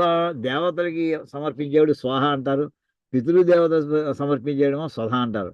స్వధాజీవ కళాకాష్ఠా సరస్వతి సావిత్రి వేదమాత చ తథా వేదాంత ఉచ్యతే స్తుతాసిత్వం మహాదేవి విశుద్ధేనాంతరాత్మ. అమ్మా పరిశుద్ధమైనటువంటి మనసుతో నేను స్తోత్రం చేసిన. జయో భవతు మే నిత్యం తత్ప్రసాదాత్రణాజిరే. ఈ యుద్ధరంగంలో నాకు అసలు జయం కలుగుట్లా చూడమ్మా అని మొత్తం అంతా చెప్పింది, ప్రార్థిస్తే చివరికి ఆవిడ సాక్షాత్కరించిందండి అర్జునుడికి. అక్కడ తతఃపార్థస్య విజ్ఞాయ భక్తిం మానవ వత్సర అంతరిక్ష గతో వాచ గోవిందస్యాగ్రత స్థిత. శ్రీకృష్ణ పరమాత్మ ఎదురుకుండా నేలకి తగలకుండా ఆకాశంలో నిలబడి ఆవిడ అంటోందిటండి. అంటే ఈ మాట మామూలుగా మన ఈ యుద్ధరంగంలో అర్జునుడు దుర్గా స్తోత్రం చేసేయడనే విషయం ఎప్పుడు ఎక్కడ ఏ సినిమాలోనూ చూపించలేదు, సామాన్య ఏ పురాణంలోనూ కూడా విని ఉండకపోవచ్చు, ఇలా డీటెయిల్గా పెడితే తప్ప. ఆవిడ అంటూ దేవ్యువాచ, ఆవిడేమంటారు, స్వల్పేనైవతు కాలేన శత్రువున్ జేష్యసి పాండవ. ఓ అర్జున, అతి స్వల్ప కాలంలో శత్రువుని జయిస్తావయ్యా. ఆవిడ చెప్పేస్తుంది, నరస్త్వమసి దుర్ధర్ష, నువ్వు నరుడివి. నారాయణ సహాయవాన్, నారాయణుడు సహాయముగా కలవాడు నువ్వు. అంటే పక్కనే కృష్ణ పరమాత్మ. అంచేది ఎటువంటి వాడు, అజేయస్త్వం, అంచేది నిన్ను ఎవరు మిగతా వాళ్ళు ఎవరు ఓడించలేరు. రణీరీణామపి వజ్రభృత స్వయం, సాక్షాత్తు ఇంద్రుడి యుద్ధంలోకి నీకు నుంచున్నా సరే నిన్ను ఓడించలేడయ్యా అని అమ్మవారు అర్జునుడిని ఆశీర్వదిస్తుందండి. పక్కనే ఏది బలం ఏంటంటే బలవంతం ఎవరు? నారాయణుడి బలం అండి. ఇది ఇచ్చేవము, అంతే, అంతకంటే ఎక్కువ చెప్పలేదు. ఇచ్చేవముక్త్వా వరద క్షణేన అంతరధీయత. ఆవిడ అంతర్ధానం అయిపోయిందండి ఒక్క క్షణకాలంలో. లబ్ధ్వా వరం తు కౌంతేయ మేనే విజయమాత్మ. అమ్మవారు ఆ మాటతోనే ఇంకా అంతే సిద్ధంగా చేతిలోకి వచ్చినట్టేగా భావించుకుని ఆరురోహ తతఃపార్థో రథం పరమసమ్మతం, తనకు చాలా ఇష్టమైనటువంటి ఆ రథాన్ని మడి ఎక్కాడు. ఇది ఈ రకంగా చెప్పిన తర్వాత కృష్ణార్జున వేకరథౌ దివ్యౌ శంఖౌ ప్రదద్మతు. ఇది చెప్తే మనకేంటి తెలుసునండి, ఫలశ్రుతి కూడా వినండి. ఇదం పఠతే స్తోత్రం కల్య ఉత్థాయ మానవ. ఏ మానవుడైతే ఉదయకాలమే లేచి ఈ స్తోత్రాన్ని పారాయణ చేస్తారో యక్ష రక్ష పిశాచేభ్యో న భయం విద్యతే సదా. వాళ్ళకి ఎప్పుడు కూడా యక్షుల వల్ల కానీ రాక్షసుల వల్ల కానీ పిశాచాల వల్ల భయం అనేది కలగదు. అంతేకాదు, నచాపి రిపవస్తేభ్య, వాళ్ళకి శత్రువులు ఉండరు. సర్పాద్యా ఏచ దంష్ట్రిణ, వాళ్ళకి పాములు కానీ మిగతా కోరలో ఉన్నటువంటి ఏ జంతువులు కూడా వాళ్ళకి ఏం సంబంధం లేదు వాటికి. నభయం విద్యతే తస్య సదా రాజకులాదపి, ఎవరన్నా మళ్ళీ ఇంకోటి ఎవరైనా పుట్టి మళ్ళీ మనం ఓడిస్తాడేమో ఇలాంటి భయం ఉండదయా. వివాదే జయమాప్నోతి బద్ధో ముచ్చేత బంధనాత్. వీళ్ళు ఏదైనా యుద్ధంలో జయం పొందుతారు, గొడవ నడుస్తుంటే డిస్ప్యూట్ నడుస్తుంటే జయం పొంది తీరుతారు. అరెస్ట్ అయ్యి ఉంటే బద్ధో ముచ్చేత బంధనాత్, బంధనం నుంచి విముక్తి పొందుతారయ్యే వాళ్ళు. దుర్గం తరతి చావశ్యం, అతి దుర్గమమైనటువంటి ఈ చోరైర్విముచ్యతే, ప్రవేశించుటకు కష్టమైనటువంటి దుర్గాలు కూడా దాటేస్తారయ్యా. దొంగల చేత విడిచిపెట్టబడతారంటే దొంగతనాలు జరగవయ్యా. సంగ్రామే విజయే నిత్యం, యుద్ధంలో ఎప్పుడు నెగ్గుతాడు. లక్ష్మీం ప్రాప్నోతి కేవలం, సంపూర్ణమైనటువంటి ఐశ్వర్యాన్ని పొందుతాడయ్యా అని చెప్పి, ఆరోగ్య బల, ఇంకా అన్నిటికంటే ఆరోగ్య ప్రధానం, ఆరోగ్య బల సంపన్నో జీవేద్ వర్షశతం తథా. ఈ దుర్గా స్తోత్రాన్ని చదువుకున్నటువంటి వాళ్ళు ఆరోగ్యంతో బలంతో కూడా కలిగినటువంటి వాడు అయి ఉంటారయ్యా. వాడు సంపూర్ణంగా శతాయుష్యుడు అయి ఉంటారు. వాడు 100 సంవత్సరాలు జీవిస్తారయ్యా. ఏతదృష్టం ప్రసాదాత్ మయా వ్యాసస్య ధీమతః, సంజయుడు చెప్తున్నాడండి. ఇది మహాబుద్ధిమంతుడైనటువంటి వ్యాస మహర్షి యొక్క అనుగ్రహం వల్ల ఇది నేను చూశానయ్యా ఇది అని చెప్తున్నాడండి. ఇది చెప్పి ఈ రకంగా చెప్పిన తర్వాత ఇంకక్కడ తర్వాత ఘట్టం అండి. ధృతరాష్ట్రుడు చూడండి, వాడి యుద్ధం ప్రారంభమైందా, ఇంత దుర్గా స్తోత్రం ఏమైంది, ఇంకా దాని గురించి అడగండి, యుద్ధంలో ఏమైంది అది చెప్పు నాకు. ధృతరాష్ట్రుడు, మన సైనికులు ఎవరు గట్టిగా సంతోషంగా అరుస్తున్నారా లేదా పాండవులు ఎక్కువ అరుస్తున్నారా, ఇలా ప్రారంభిస్తాడండి. అప్పుడు ఇద్దరు సమానంగానే ఉండాలి అంటూ, ఉభయో సేనయోస్తత్ర యోధా జహృషే తదా సృజస్సమాహ సుగంధానాం ఉభయత్ర సముద్భవ, రెండు పక్కల కూడా సమానంగానే ఉంది ఉత్సాహం. అన్యోన్యం వీక్షమాణానాం యోధానాం భరతర్షభ పుంజరాణాం జనదతాం సైన్యానాం చ ప్రహృష్యతాం. అందరూ ఎప్పుడు యుద్ధం చేస్తాం, ఎప్పుడు స్టార్ట్ అయిపోతున్నా, ఒకరినొకడు తీవ్రమైనటువంటి ప్రహదృక్కులతో చూసుకుంటున్నటువంటి సైనికులు. ఈ రకంగా మహాభారతంలో భీష్మ పర్వంలో 24వ అధ్యాయం పూర్తయిందండి. 25వ అధ్యాయం అక్కడి నుంచి మనకి తర్వాత అక్కడ జరిగేటువంటి అదే మనకి భగవద్గీత ప్రారంభమవుతుందండి. భగవద్గీత ప్రారంభమవుతుంది అని ఈ రకంగా మనం ఈ ఘట్టం ఇంతవరకు ఇవాళ చెప్పుకున్నామండి. ఇంకా కొన్ని వాక్యాలు ఉన్నాయి, అవి తర్వాత మనం చెప్దాం. ఇక్కడికి ఆపుకుందాం ఇవాళ. ఓం కాయేన వాచా మనసేంద్రియైర్వా బుద్ధ్యాత్మనా వా ప్రకృతే స్వభావాత్ కరోమి యద్యత్ సకలం పరస్మై నారాయణేతి సమర్పయామి. హరి ఓం సీతారామార్పణం. ఓం నమస్కారం అండి గురువు గారు. సత్యనారాయణమూర్తి గారు, ఎలా సత్యనారాయణమూర్తి గారు విన్నారా? అప్పుడే ఉన్నారు, మీ మాట మ్యూట్ లో ఉన్నారు, మీరు అన్మ్యూట్ చేసుకోండి. సార్ నమస్కారం గారు. చాలా బాగుంది సార్, ఇవాళ చాలా బాగుంది సార్. సార్ ఈ భారతమే చెప్తూ ఉన్నాను సార్. అలాగే అనిపిస్తుందండి, ఏం చెప్పుకుంటే అదే అనిపిస్తుంటుంది. కానీ ఏం చేయాలంటే చాలా బాగుంది సార్. ఇప్పుడు ధర్మం కోసం మనం ఆ 2 శ్లోకాలే మనం సెంటర్ గుర్తు పెట్టుకుందామని ఎప్పుడు కూడా. యదా యదా హి ధర్మస్య గ్లానిర్భవతి భారత, ఆ గ్లాని అనే మాట కొంత మనం విశ్లేషణ చేసాం. దానికి మళ్ళీ ప్రత్యామ్నాయంగా ఇక్కడ అంటే దుర్యోధన ప్రవర్తన ఎలా ఉంది, తండ్రి చెప్పినా వినలేదు, తల్లి చెప్పినా వినలేదు, భీష్మ ద్రోణాలు చెప్పినా వినలేదు. అది అక్కడ ధర్మ గ్లాని అనే మాటకి అది వివరణ అవుతుందండి. ఆయన అవతరించడం చివరికి ఏంటంటే దానికి చెప్పదలుచున్న విషయాలని కూడా జైల్లో పెట్టి వెళ్ళని అని చెప్పిన గాంధారి చెప్పింది, సుతప్రియువయ్యా, నువ్వు సుతప్రియుడివి, నీ కొడుకంటే నీకు ఇష్టం, అంతే, వాడు ఏం చేసినా ఒప్పేసుకుంటావు నువ్వు, అంతే అంతే. ఆ మాట స్పష్టంగా అక్కడ మన భారతంలో చూడడం జరిగిందండి. అంటే అధర్మస్య అభ్యుత్థానం అధర్మస్య సరే అదండి, అధర్మానికి అభ్యుత్థానం చేదంటే ధృతరాష్ట్రుడు సపోర్ట్ చేయడమే కారణం. రాజు అయినటువంటి వాడు చివరికి ఏంటంటే ఏం చేయాలి, మిగతా ఘట్టం అంతా అక్కడ మనకి నడుస్తూనే కనిపిస్తుందండి. సాధువులు రక్షించాలి అంటే దుర్గా స్తోత్రం చేయి నువ్వు, ఏ మాటగా ఆ మాట, ఏ మాటగా ఆ మాట. పరిత్రాణాయ సాధువునాం, నువ్వు అమ్మవారి అనుగ్రహం పొందాలి ముందర అని చెప్పి దుర్గా స్తోత్రం ఆవిడికి, వాళ్ళకే కాదు మనందరి ఆ కథారూపంలో సామాన్య భక్తులు మనలాంటి వాళ్ళందరూ కూడా అనుగ్రహం పొందించేటండి ఒక స్తోత్రాన్ని అందించారండి వ్యాస మహర్షి. మనకి అర్జునుడు చేసినటువంటి స్తోత్రాన్ని భారతం ద్వారా మనకి అందించారు ఆయన. మనకు ఉన్నటువంటి చిన్న చిన్న ప్రాబ్లమ్స్, మనకున్న ప్రాబ్లం మనకి ఎక్కువవి, మిగతా వాళ్ళకి చిన్నవి కావచ్చు, మనకి మాత్రం అదే ప్రాణాంతకంగా కనిపిస్తుంటాయి. ఆ వేళ సాధువులను రక్షించడం ఆ వేళకే కాదండి, ఇప్పుడు మనకి వచ్చింది ఏమిటంటే మనందరికీ కూడా మనం సాధువులే, అనుమానం లేదు. భారతం ముట్టుకోగలిగాం, భగవద్గీత ముట్టుకోగలిగాం, లేకపోతే అసలు ముట్టుకునే ప్రశ్నే రాదండి అసలు. మనల్ని రక్షించడం కోసం, మనకు ఉన్నటువంటి చిన్న చిన్న సమస్యలు తీర్చడం కోసం ఆ కథలన్నీ మనకి అందిస్తున్నారండి ఆయన. అద్భుతంగా కనిపిస్తుంటుంది ఈ రకంగా యథాశక్తి. అయ్యే సుబ్రహ్మణ్యం గారు. ಮುಂದೆ ಪ್ರಥಮ ಹತ್ರ హాస్పిటల్ హత్ర గురువు గారు అయ్యా చిన్నప్పటి నుంచి ఇవన్నీ రుబ్బేశారు. చిన్నప్పుడు అనేవాళ్ళగా ఏంట్రా రుబ్బేస్తున్నావా పదవుతాను అనేవాళ్ళు సార్. అట్లా భారత భాగవతాలన్నీ కూడా రుబ్బేశారు మీరు. లేదండి, ఈ వచ్చిన చదువుకున్నాను. లేదు గురువు గారు, ఇప్పుడు మేము చదివాం భాగవతం, సంస్కృతం, శ్లోకం అర్థం చదువుకుంటూ వెళ్ళాం కానీ కానీ తెలుగు భారతంలో ఇంత ఇంత విపులంగా విశ్లేషణ లేదు సార్. అవునండి, నేను తెలుగు భారతం పూర్తిగా చదివాను. అవునండి. తెలుగు భారతంలో ఇంత విపులంగా లేదండి. ఇంకోటి చివరికి ఏంటంటే యతః కృష్ణ యతో ధర్మస్తతః కృష్ణ, తర్వాత వాక్యం వస్తుంది చెప్పాలి. ఎక్కడ ధర్మం ఉంటుందో అక్కడ కృష్ణుడు ఉంటాడు. యతః కృష్ణస్తతో జయ, అదండి. ఇందాక 2 వాక్యాలు చెప్పాను.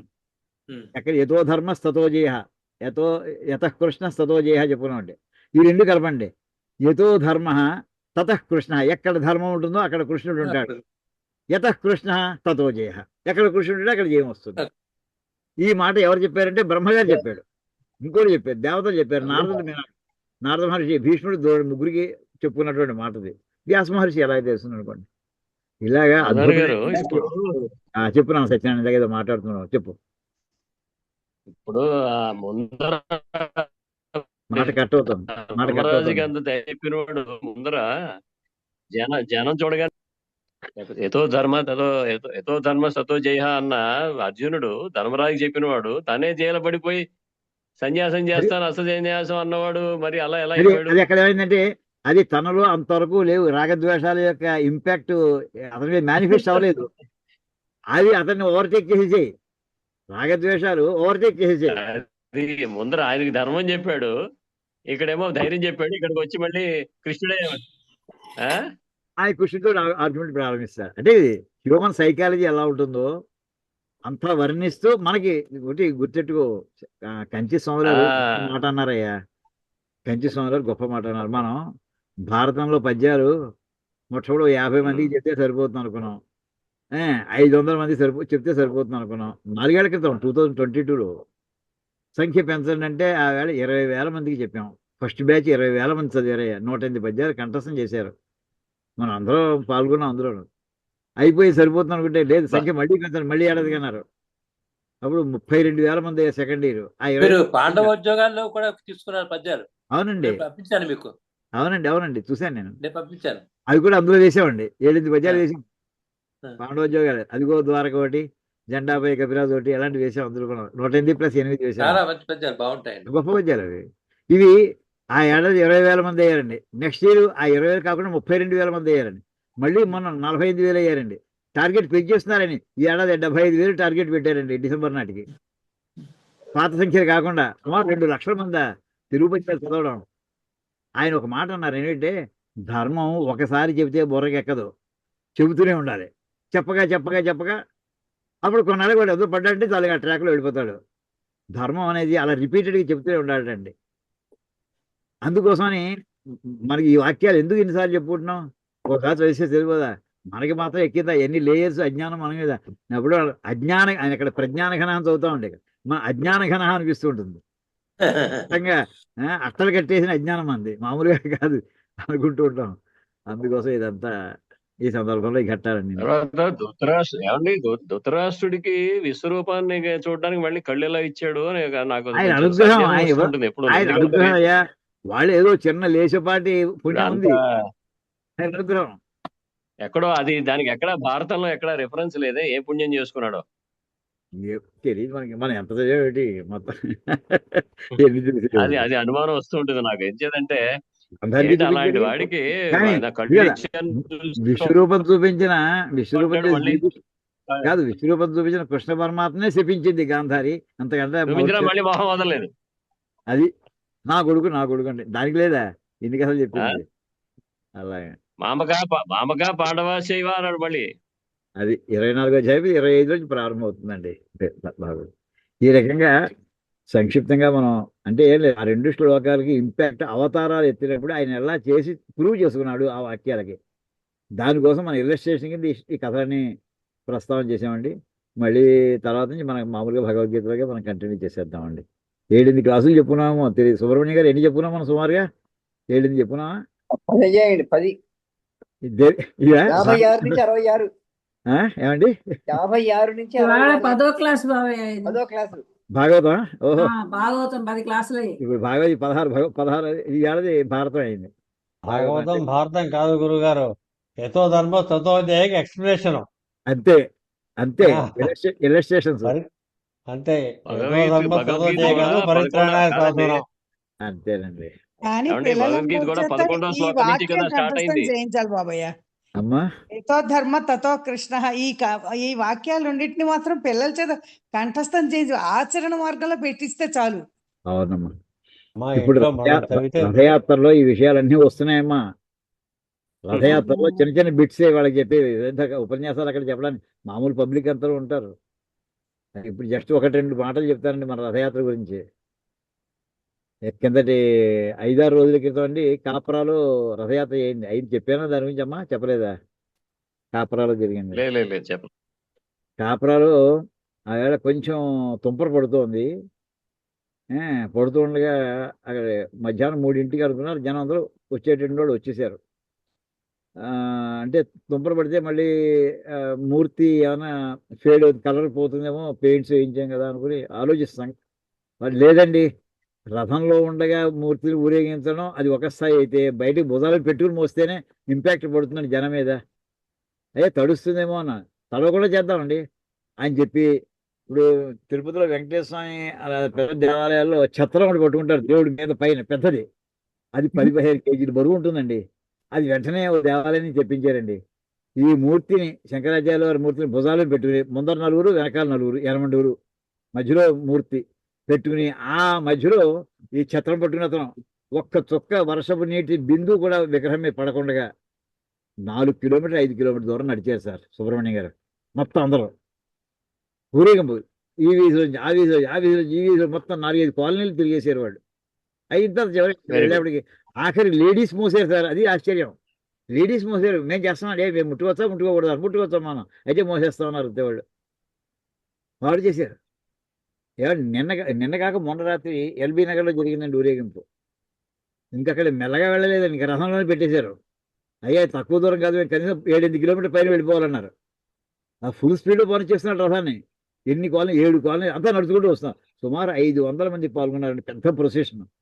ముందర కొంతమంది, ఇందాక శ్రీకృష్ణ పరమాత్మ విధుడు ఇంటి నుంచి బయలుదేరుతుంది ఎలా ఉందో ఆ సన్నివేశం మళ్ళీ జ్ఞాపకం వస్తుంది మనకి. ముందర కొంతమంది, మధ్యలో కొంతమంది, వెనకాల కొంతమంది, మధ్యలో రథం. ఏమండి ఇంక ఏళ్ళు వేసేవాడు, ఇంకా మామూలే అన్ని రకాల వాళ్ళు ఉంటారు. వీడియోలు తీసేవాడు, ఫోటోలు తీసేవాడు, ఇళ్ళలో ఆరతలు ఇచ్చేవాడు. ఎంత అద్భుతంగా జరుగుతుందోనండి, చాలా బాగా జరుగుతున్నాయండి. ఇది మనకి పరమేశ్వరు ఇచ్చినటువంటి ఈ జన్మకి ఒక అపూర్వమైనటువంటి అనుగ్రహ విశేషం ఇది. అంతే, అంతకంటే ఇది అలాగే అన్ని కాలనీలో చేద్దాం. మిగతా చోట్ల ఎక్కడ వీలైతే అక్కడ చేసుకుంటూ వెళ్దాం. ఇది ఈ విషయం కూడా చెబుదాం అనిపించిందండి. అయ్యా మరి అందరికి సెలవు తీసుకుందాం. నమస్కారం. సరే, నమస్కారం. ధన్యవాదాలు. ప్రసాదరావు గారు గురుగారు. కాయన్ మధ్య చెప్పామా?